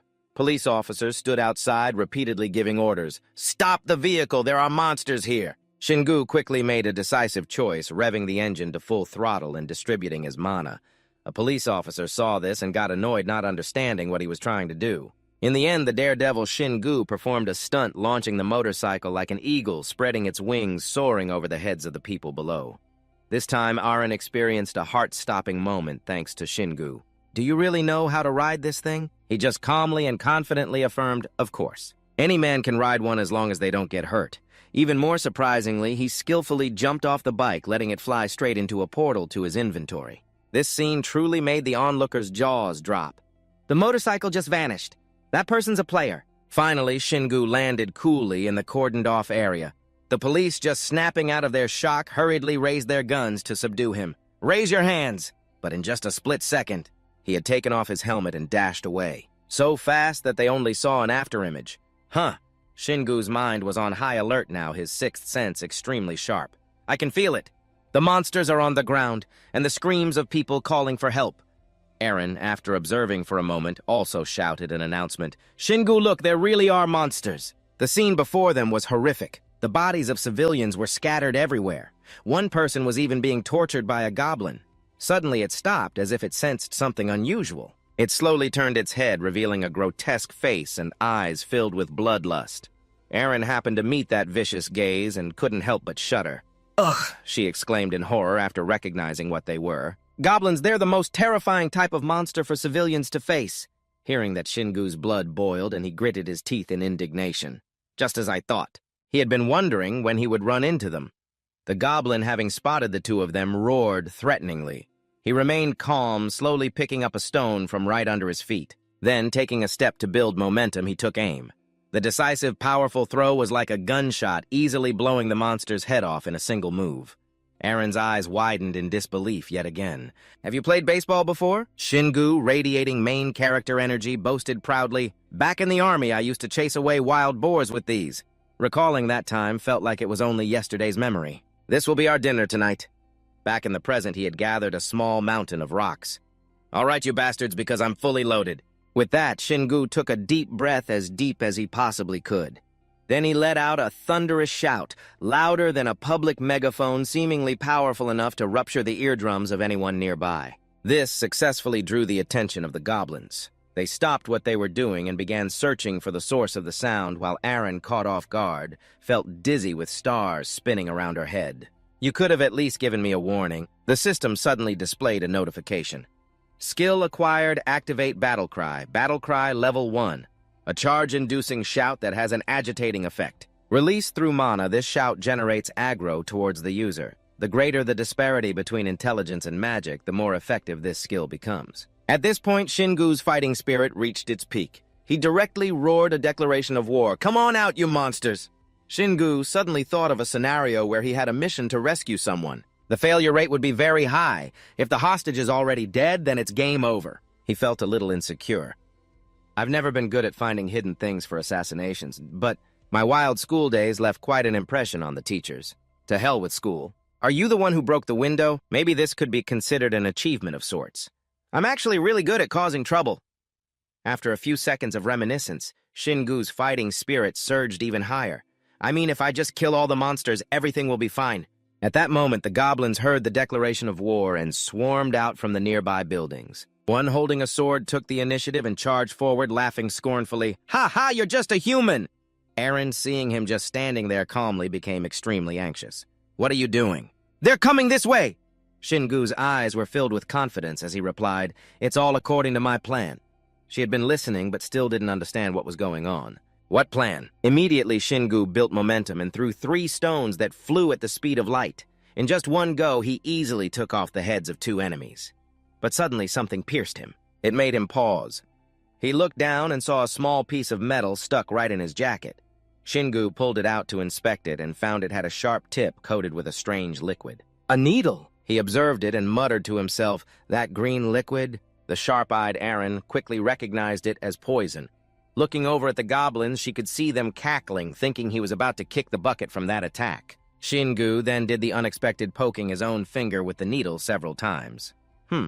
She seriously thought this guy was insane. What are you doing? The system then displayed a notification. You have been poisoned by a mild numbing venom. Level 5 poison resistance will nullify the effect. Seeing this, he gloated with delight. I'm completely fine. Aaron felt completely helpless with this guy. Was it really necessary to test it like that? Now I have definitive test results. This further solidified Shingu's thoughts.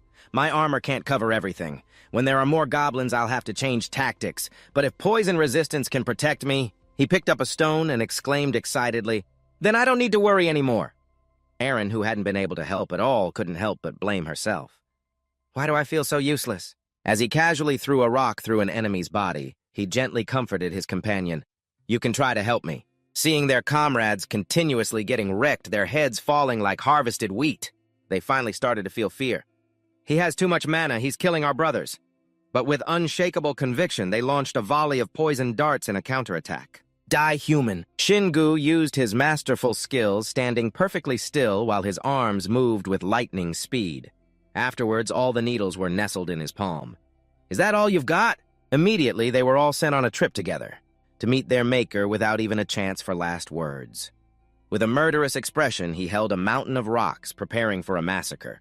Weaklings like you only know how to sneak attack. Shingu, his contempt visible, shouted defiantly, Even fantasy novels skip over you guys to get straight to the archdemons.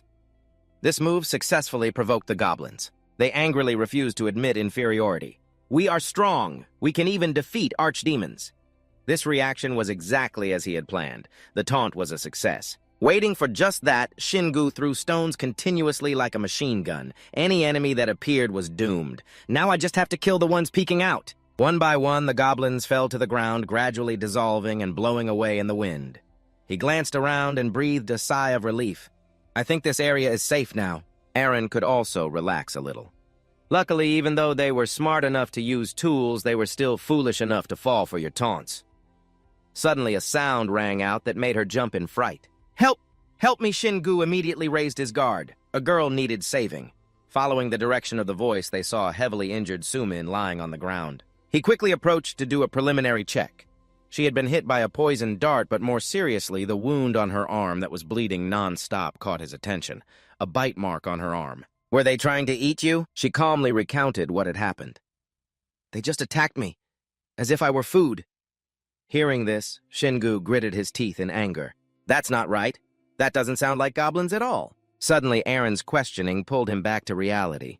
Why, what kind of creatures are goblins? It was as if she could read his mind. Every word hit its mark. Are you thinking about that adult stuff where they kidnap women for breeding? Shingu was so embarrassed he could have had a nosebleed. He deliberately ignored her and said to Sumin, I can't fight while I'm protecting you.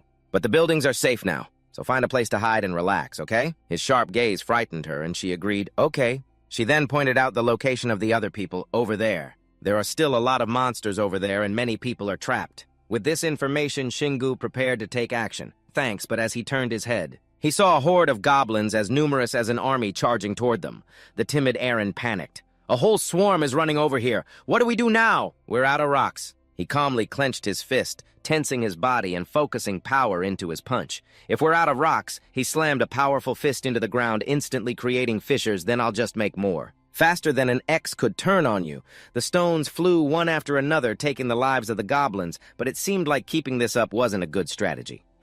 I need a stronger bombardment. Shingu was impatient, wanting to wipe them out quickly. That move isn't effective in an open area, Aaron cleverly suggested. What about Mana Bullet? You haven't thought of that. Oh, I forgot. Shingu immediately took a stance, firing a blinding beam of energy from his finger that directly hit one of the goblins. Surprisingly, it didn't take any serious damage, just got stunned with a bump on its face. Shingu's hopes were dashed, and he sighed in frustration. It's even weaker than throwing rocks. Aaron awkwardly rushed to explain, it's not that the skill is weak, it's that you're too strong. Suddenly, a goblin appeared, letting out a roar that shook the heavens and the earth. Shingu was startled, a chill running down his spine. That roar sounded different. From up high, Saba jumped down from the roof of a nearby building. His massive frame shattered the ground upon landing. The system immediately popped up a notification. A high-level monster, the veteran goblin, has appeared. This time, a look of concern was evident on Shingu's face. Oh, I knew it.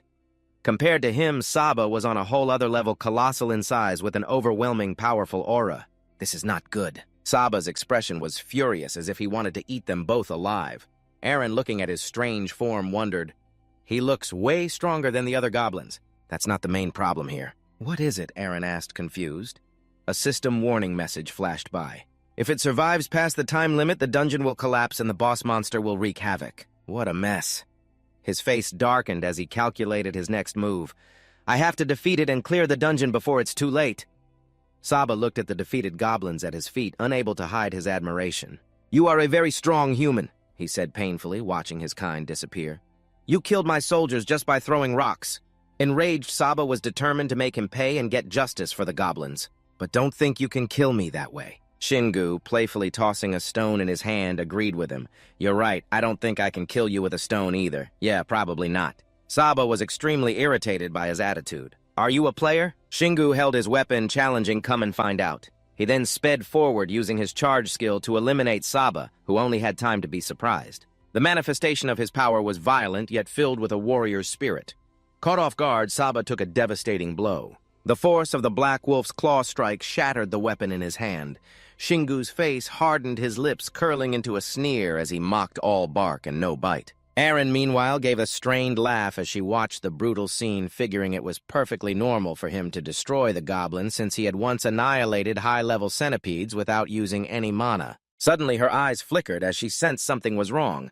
Filled with fear, she pointed and shouted, Shingu, look! He followed her gaze, confused. Huh! Abruptly, a black hole appeared in the sky, pulling in everything within its reach. The goblins were no exception, screaming hopelessly, we're being sucked in because of that human. The pull from the black hole grew stronger, dragging all of them inside. A moment later, it vanished as if nothing had ever happened. At that moment, a system notification sound broke the silence. The monsters have been sealed back inside the dungeon, but if you fail to find and conquer it in time, they will break the seal once more. The system continued its warning to Shingu, activating the dungeon. Time remaining 4 hours. He stared speechlessly at the countdown timer on the screen. Ha ha! He unconsciously touched the pouch at his hip. Such perfect coordination. I feel like I'm in a game where other people's lives are on the line. He was incredibly annoyed at being jerked around like this. He felt like he was being played a prank on, which was amusing in its own way.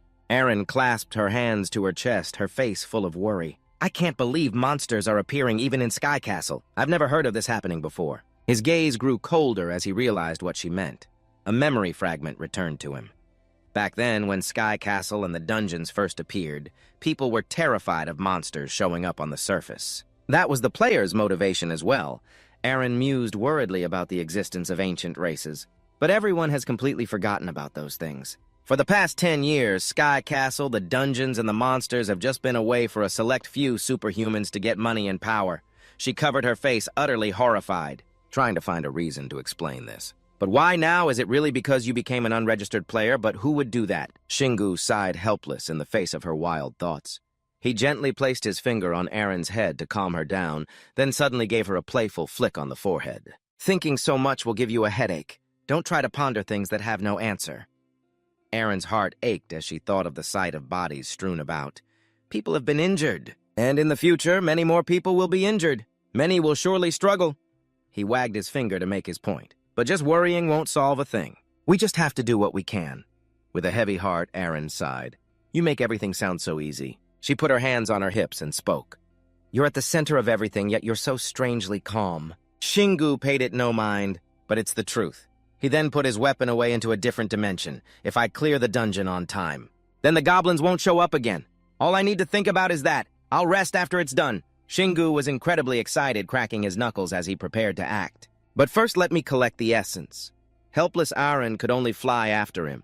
Shingu, I don't know what to say anymore. She looked at Saba's still corpse with disappointment. But looking at them, they don't have any essence. He was utterly stunned by this information. Huh! Shingu stood frozen, staring at the still corpse. I thought monster corpses give off a specific energy until they are looted, but this body has nothing. Although I do feel a different type of mana inside their bodies. He swung his arm and punched right into its stomach to check. Shingu repeatedly punched different spots on Saba's body. To check here, what about here? Witnessing this, Aaron could only laugh awkwardly. Looks like we can't get anything from it. As if he sensed something strange inside the body. Huh? Something near its heart is glowing. Aaron couldn't immediately figure it out. What is that? Shingu opened his hand toward her, revealing the object he was holding. Is this also a kind of essence? It's blue. Aaron flew closer, staring intently as if trying to recall information about it. A crystal, a blue crystal. Realizing the power it contained, she exclaimed excitedly. Even though there isn't much, I can clearly feel the mana inside. This is a type of mana crystal I've never seen before. She looked at the other goblins with regret. But I can't feel it in any of the other monster corpses. Maybe they only drop from high-level monsters. He was becoming impatient. In that case, I'm done with these dead goblins, and we don't have time to waste.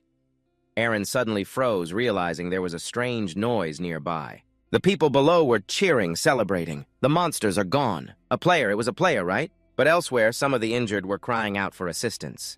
Help us, I can't move, my leg is in so much pain.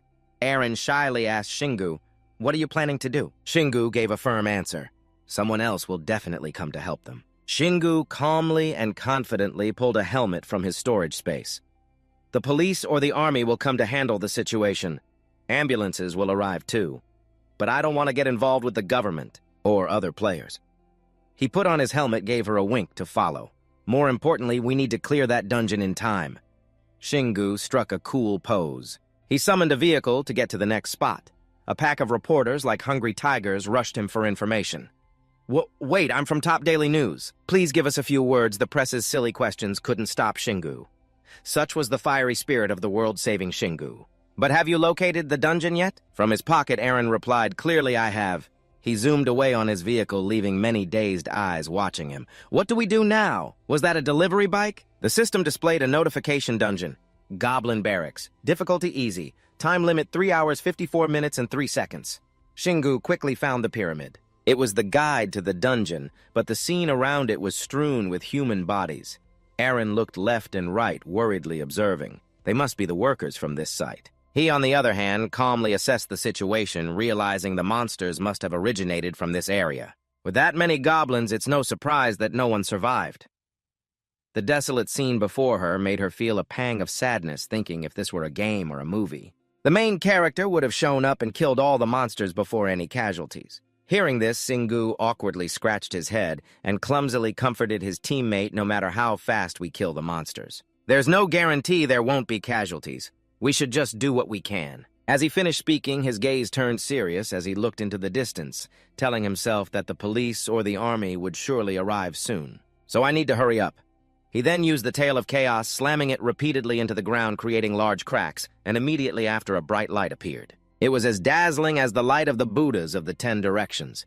The system announced once more, Ant Nest Area, 201 Goblin Encampment, time limit 3 hours, 54 minutes, and 14 seconds. Awaiting them was still a long hallway and a door.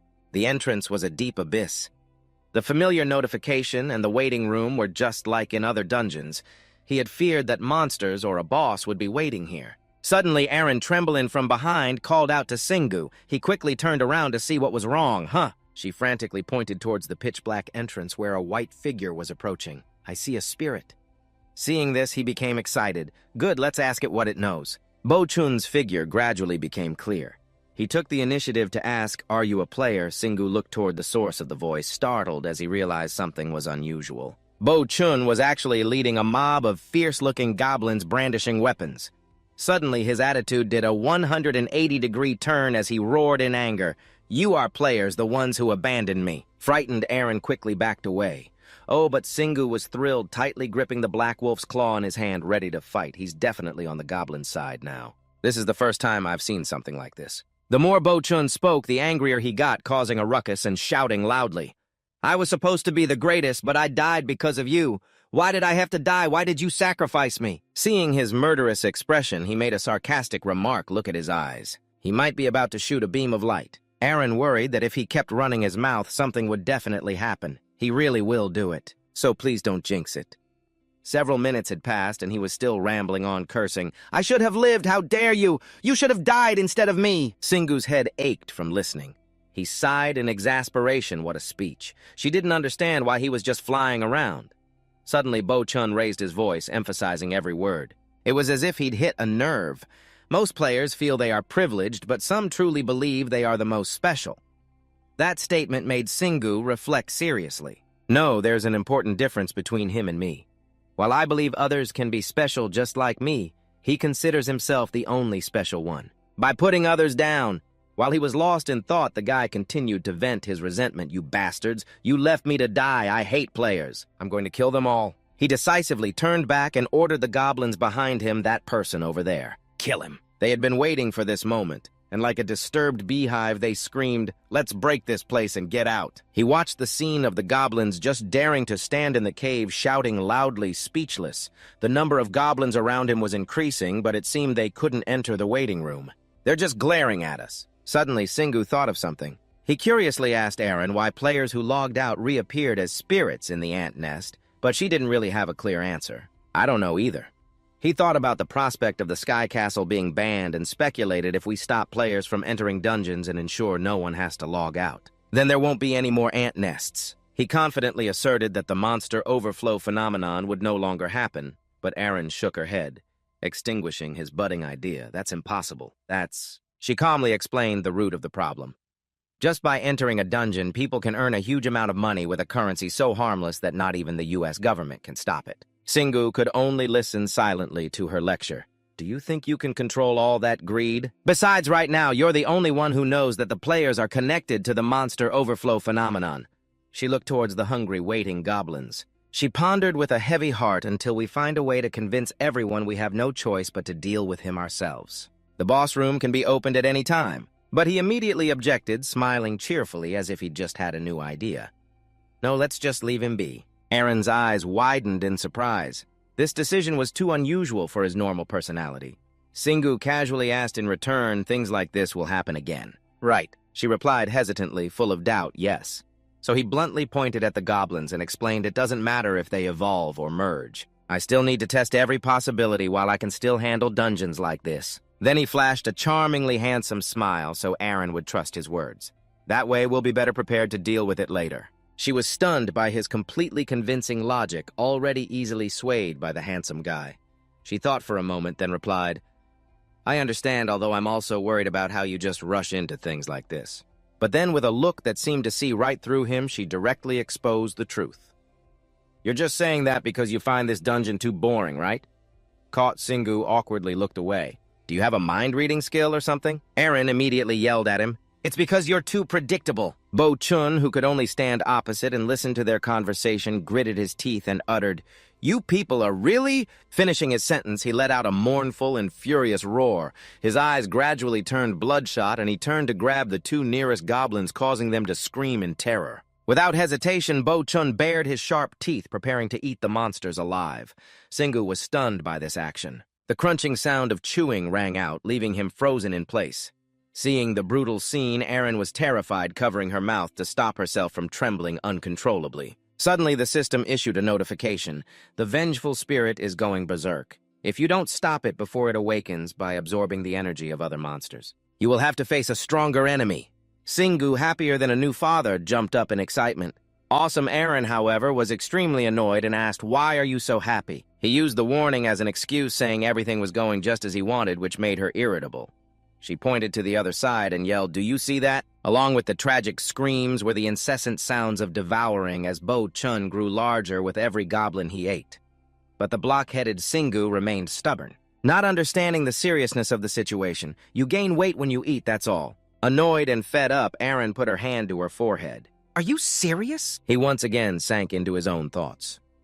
I'm more interested in why the goblins are letting him eat them. The other spirits I've met. All hated monsters. Seeing him frantically devouring them made him even more confused. But he looks like he's tamed the goblins. Suddenly a warning appeared from the system. The vengeful spirit has had its first awakening and become an evil spirit. If it awakens again, it will break out of the dungeon's scope and enter the waiting room, as if waiting for just that. Singu shouted loudly, declaring war on the enemy. Great, come on over! At that moment, Bo-chun's entire body radiated an extremely powerful energy. When he turned around, he was completely enhanced, surrounded by a brilliant red aura of power. He thoughtfully observed the creature and made a serious assessment. A hybrid of a goblin and a spirit, I see. This was in complete contrast to Aaron's utter panic. Oh no, even though he had gained power far superior to before. Bo-chun was not yet satisfied. It's still not enough, far from enough. As if afraid the game was too easy, Singu deliberately added fuel to the fire. I agree, you're still far too lacking. As expected, the habit of taunting and provoking opponents was deeply ingrained in his blood. Come on, is that all you've got? These words successfully caught the creature's attention. He didn't stop there, continuing to trash talk. You've still got goblins inside you, right? Come back after you've eaten your fill. Aaron was officially so scared, her face contorted, unable to understand if this troublemaker had a death wish or something. A set of sharp teeth scooped up the entire mob of goblins. Hearing the continuous chewing sound, Singu let out a bored yawn and a sigh. He slightly opened his eyes to look at the time displayed on his phone. He couldn't stop muttering must be an appetizer. It's only been 5 minutes and he's eaten hundreds of them. Seeing this, Aaron beside him was trembling with rage. She used all her strength to shout into Singu's ear. He's eaten 1,000 goblins already. What if he eats them all and gets even stronger? He put a hand up to clean his ear and replied nonchalantly, but it's still not enough. This statement left her utterly astonished. What? At that moment, his demeanor turned serious. Beside him, an image of the great Saba appeared. The first awakening or something else is what allowed him to reach. He's at the level of a high-rank goblin, so he needs to get a bit stronger for a good fight. After saying that, Singu's expression brightened, and he's even clearing this dungeon for me, Aaron. Behind him, unable to process it all, she could only hold her head and exclaim, what a headache. Suddenly, a notification appeared. The vengeful spirit has become an evil spirit. Immediately, his eyes flashed with sparks of excitement. There it is. A series of cracking sounds echoed as Bo-chun tensed up and roared loudly. His indistinct legs were slowly advancing towards him. He fixed his gaze forward. Unable to hide the excitement on his face, he entered the waiting room. Aaron beside him said urgently, he has already surpassed the dungeon's limit. He looked at the small person in front of him. The creature sneered. You've been waiting too long, player. As he spoke, a fireball appeared in the palm of his hand, witnessing this scene. Singu was astonished as if he didn't think he could do that. Magic Aaron guessed it must be because he ate the goblins that he has magic. On the opposite side, Bo-chun's eyes flashed with a murderous glint. I will kill you. As soon as the words left his mouth, the fireball that was in his hand shot towards him. The aura it emitted was incredibly powerful. Unintimidated, he stood defiantly to face the challenge. Bring it on. The creature's resentful gaze seemed like it could shoot out 1,000 daggers. Singu's hand gripped his weapon, his words carrying a hint of disappointment that his opponent wasn't as he had hoped. You're still too weak. Are you kidding me? He unleashed a move, clashing directly with the incoming attack and causing it to bounce back, a taste of his own medicine. Bo-chun took the full force of the attack he had just launched. Cries of pain escaped his mouth non-stop. He hadn't expected this was all the guy could manage. You ate a whole bunch of imps and you're still this weak. Saying that, he turned towards Aaron, still feeling uncertain. Besides, if I infused my weapon with mana, maybe I could also attack with magic. She, witnessing this scene beside him, felt a bit helpless. You did all that and you still don't know. Bo-chun on the other side was stunned by the blow, not expecting to be beaten so miserably. Suddenly, as if waking up, he used his hands to pat out the embers on his body. He turned his back and ran towards the cave entrance, not forgetting to leave a threat to salvage the last scene. I will return when I'm stronger. This made Singu a little disappointed, letting out a sigh. Aaron looked at the figure that had just run away. He must be sad that he had to log out, but his heart must be broken from being treated like that, even after transforming. As if realizing she shouldn't pity the enemy, she reminded herself not to be careless anyway. Then she turned to him and urged Singu, we have to destroy him now. What if he awakens again? Singu, full of anticipation, laughed loudly. I'll probably get a huge essence Aaron beside him had lost patience with this kind of overconfidence. Are you kidding me? He confidently affirmed this strategy will definitely work. He's eaten almost all the imps, so his next target will be. She beside him glanced over in astonishment. No way. From within the gate, ear-piercing sounds echoed. Go-sang, holding his axe firmly, couldn't believe Bo-chun's betrayal. I let you eat my subordinates because you were fighting that human. How dare you try to eat me? As he spoke, his eyes blazed with fury. In the name of the Goblin General, I will end you here. Singu outside didn't miss a single word. They must be fighting the boss now. Aaron became skeptical. Did he open the boss room door just like that? Bo-chun countered Go-sang's axe strikes with fire attacks. The surrounding rocks and earth were also impacted by the blows. These sounds made Aaron unable to hold back her thoughts. She exclaimed, "Even out here I can feel them fighting. A boss is still a boss after all."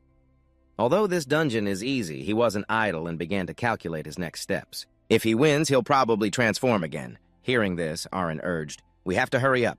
Singu Bo-chun opened his mouth wide, full of sharp teeth, confident that he could defeat the one before him. "I will kill you." Go-sang didn't back down, deliberately taunting the small fry. I won't lose to a struggling spirit." Realizing the time was right, Singu rushed towards the door. Suddenly, chewing sounds replaced the earlier sounds of impact, making him pause. He could almost imagine what was happening inside. Maybe that spirit is eating the Goblin General. Then a loud roar suddenly echoed. Bo-chun's severed head was thrown and rolled on the ground. Go-sang's entire body radiated a powerful aura as he gloated. "I will win, I will kill that player." Singu showed no fear, as if deliberately provoking him. "Look," he transformed.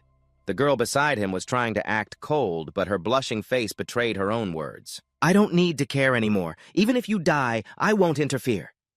His eyes glanced over his words, seemingly trying to probe his sister's attitude. He must be stronger than that last one. As soon as he finished speaking, fire attacks rushed in from countless directions. The ground shattered from the impact of the strikes. Singu, with his agile movements, dodged to one side. He ducked low and successfully evaded another blow. His face showed no sign of wavering, but it's nothing. A strike hit the ground, which then shattered into small pieces from the newly appeared crack. Magic poured out endlessly from it. A pair of legs approaching made Singu immediately get into a fighting stance. Go-sang was now blood-red all over. His body, now twice its previous size, appeared staring intently at him. This scene astonished Aaron. He transformed again. His voice was filled with confidence. "You won't dare to look down on me anymore." Contrary to what he expected, there was no fear at all. Singu was even more excited than before. "Yeah, what a pain that you've gotten so strong." Go-sang, his whole body blood red, aggressively swung the axe in his hand down. Singu on the opposite side was already in a fighting stance, fearlessly looking straight at his opponent. The two attacks clashed head-on. The sound of metal hitting metal was ear-splitting. An invisible wave of power generated from the collision spread outwards. Looking at what just happened, Aaron didn't expect this opponent to be so strong. "Their powers are equal." Fearing she might get hurt in the battle, he turned his head and warned Aaron back away. "You'll get hurt." As soon as he finished speaking, Singu's eyes flashed with surprise. Go-sang's entire body, since who knows when, had been covered in flames. He still held the incredibly powerful axe in his hands. Aaron beside him was stunned. Thoughts raced through her mind. Flames are rising from his body. Did he just use magic to do that? In contrast, he scanned him over and felt this was nothing special. The flames are too weak. Singu attacked again, aiming his weapon straight at the creature, and charged forward. Knowing it was time to get serious with the fight, streams of energy began to glow on his shoulders as he focused his mana. Singu stomped one foot down hard. With that, his whole body flew into the air. He aimed straight for the center of Go-sang's chest and struck. After the attack, he landed neatly. The creature's entire body lost balance and fell backward. Aaron was overjoyed. Singu. He turned his head slightly as if knowing what Aaron was about to say and reassured her, "I'm fine." Aaron was worried sick. "No, you're not fine." Only then did he realize. There was a flame burning fiercely on his shoulder. Fearing the wound would worsen, Aaron quickly healed her brother. Go-sang refused to accept defeat. You want to die?" Singu fearlessly leaped onto the creature. "This isn't enough to kill me. I might even level up from this." From his hand raised in midair, a constant stream of pale yellow power radiated out. Punishment. A mighty blow descended, severing Go-sang's arm. As if unable to accept being defeated by a small player, he roared, How did you do that?" His eyes were bloodshot as he voiced the questions in his mind. "You should have been burned to a crisp." You don't even have armor on your legs at that moment, Singu had already raised the weapon in his hand high. His face was emotionless. I'm used to the pain. Not giving Go-Sang any more time to wonder, a powerful hammer blow descended. His head was obliterated by the strike. I don't need to explain myself to others. Singu's back floated in the void. The more I tried to prove I was special, the more I had to brace myself not to be overwhelmed by that very strength. Immediately after, the screen displayed a notification: dungeon has been completed. An original evil spirit has been annihilated. A series of messages appeared. Special achievement, the only one to achieve it. Additional reward: player has received the passive skill fire resistance level 1. He skimmed through the notification and let out a disappointed sigh. I thought I might get something else, but I got another special achievement instead. Then, as if suddenly remembering Go-Sang's ability, he looked towards his corpse on the ground. However, that reward is perfect for this situation. Saying that, Singu showed a flicker of doubt. I don't think the achievement and the reward are linked. It might just be a coincidence. The notification sound came again. Completion rank B. Additional reward: received 1 return sphere. The notifications continued.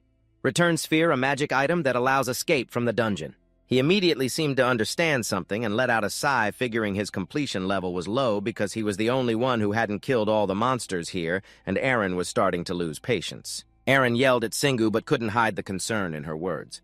That's not the problem. Look at your shoulder, it's completely charred. He was as calm as if it were nothing serious. I'm fine on the inside, and the outside will heal soon enough. So don't worry.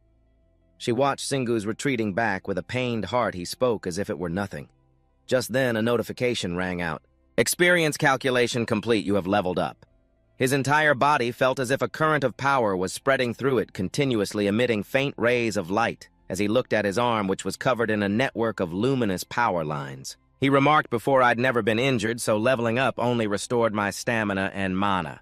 This time, however, I can actually feel the burn healing. Healed! Singu slowly opened his eyes, feeling every change in his body. The screen before him displayed the information: player Singu level 26. He put on a strong front for Aaron to see. Phew, see. Everything's all better now. She still hadn't calmed down. No, it's still not okay suddenly, as if remembering something. He turned his curious gaze toward her. You've been in a level 32 dungeon before, right? You must have seen things like this before. There was a hint of hesitation in Aaron's voice. Of course, I've seen much worse, but her words caught in her throat. She didn't agree with Singu's methods. I've just never seen any player who makes things worse for themselves by provoking their opponent. It wasn't an easy win for you either. You got burned hearing this. Singu smugly waved his finger back and forth in the air. I had already analyzed his skills, plus I knew I would never die. His tone couldn't hide his boastfulness. I also knew that completing the dungeon would heal my wounds. His face was now filled with delight. Although killing those weak goblins won't make me stronger. Aaron listened attentively, her eyes glued to Singu. His jet-black eyes seemed to light up. She realized it was the first time she had seen him so excited. A flicker of sorrow appeared in the depths of her eyes. His eyes were shining so brightly he clearly enjoyed that battle. Images from her memory suddenly flooded back, the times he had rushed in to save her appearing vividly. Maybe I've never seen the real him because he was always strong from the very beginning. In the past, Singu faced his enemies without mercy. He didn't enjoy overpowering his opponents. Aaron mused, her gaze fixed on a distant point. Despite being born with superhuman strength, perhaps it's because he was born with it. Singu's sturdy back was turned to her as he silently watched the weapons being forged. He must have always been waiting for danger, something that would help him grow stronger. As she thought this, Aaron couldn't hide her worried expression. If it meant getting stronger, Singu wouldn't hesitate to throw himself into even more terrible battles. Her brow furrowed. Still lost in her thoughts, she concluded that while he was brave, he was also incredibly reckless. After a long moment, Aaron suddenly spoke with a tone of helplessness. Fine, as long as you stay alive, that's all that matters. The image of her small body in free fall through the open air and high above her, the colossal sky castle, suddenly rushed back into her mind. I just realized how different we are. Maybe I was logged out of the sky castle because I'm not like you. As if fearing the worst, her tone grew somber. But please never gamble with your life. If you die, I don't know what would happen to me. These words moved Singu. Sensing her feelings for him, he gave a small smile as if to reassure her. He put on a resolute expression. I'll keep that in mind. Nothing is more pointless than dying while trying to get stronger. Go-Sang's corpse still lay motionless on the ground. From a distance, Singu's voice echoed, Let's go loot the monster. Aaron didn't hesitate either. Okay, let's go. A loud explosion echoed as Singu finally finished off Bo Chun. He immediately collected his reward, a stack of cash totaling $200,000. Along with it were a red stone and another red monster essence. Singu sighed with a bored expression. He still couldn't understand why making money was this easy. Just then, Aaron walked over and stopped him. "Hold on, Singu." She moved closer to look at the stone in his hand. "Huh, is this—" After confirming, Aaron joyfully said to Singu, "It's a unique essence." He was still bewildered, not understanding what she meant. Seeing his confusion, she patiently began to explain. "It's an essence that has a special ability and stores information. High-level monsters or low-level bosses rarely drop them. Then Aaron suggested you should offer it to the altar." Singu agreed immediately. "I was already planning on it." He stepped forward and placed the unique essence on the enhancement altar.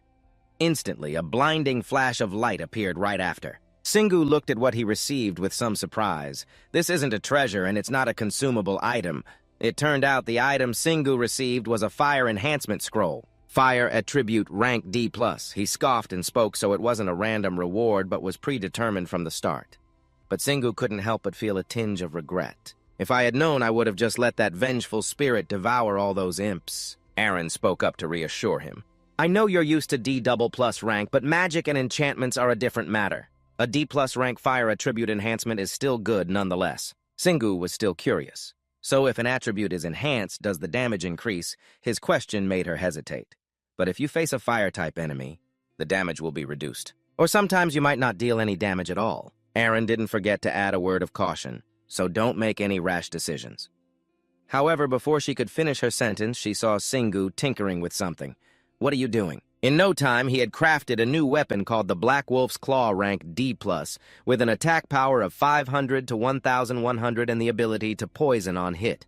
The power of this hammer was also quite significant. This hammer carries the power of a black wolf's 2 front legs. It is very powerful but difficult to wield due to its weight and has been imbued with a potent poison ability.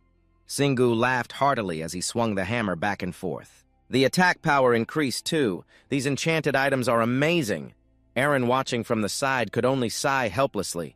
I knew he would do that. Singu even tried to comfort her, which took her by surprise. "Don't worry so much, I'm very determined now. If the fire enhancement doesn't work, I'll just use my fists." However, Aaron still wasn't convinced. "They'll probably be covered in fire just like that spirit was." Singu smiled calmly. "That's why I learned fire resistance." Hearing this, Aaron could only scoff and curse inwardly. What a smart mouth.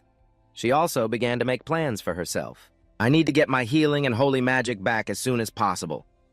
Both of them were training diligently. Aaron thought to herself, if I could have used my shield, then Singu wouldn't have been swallowed by those flames like that.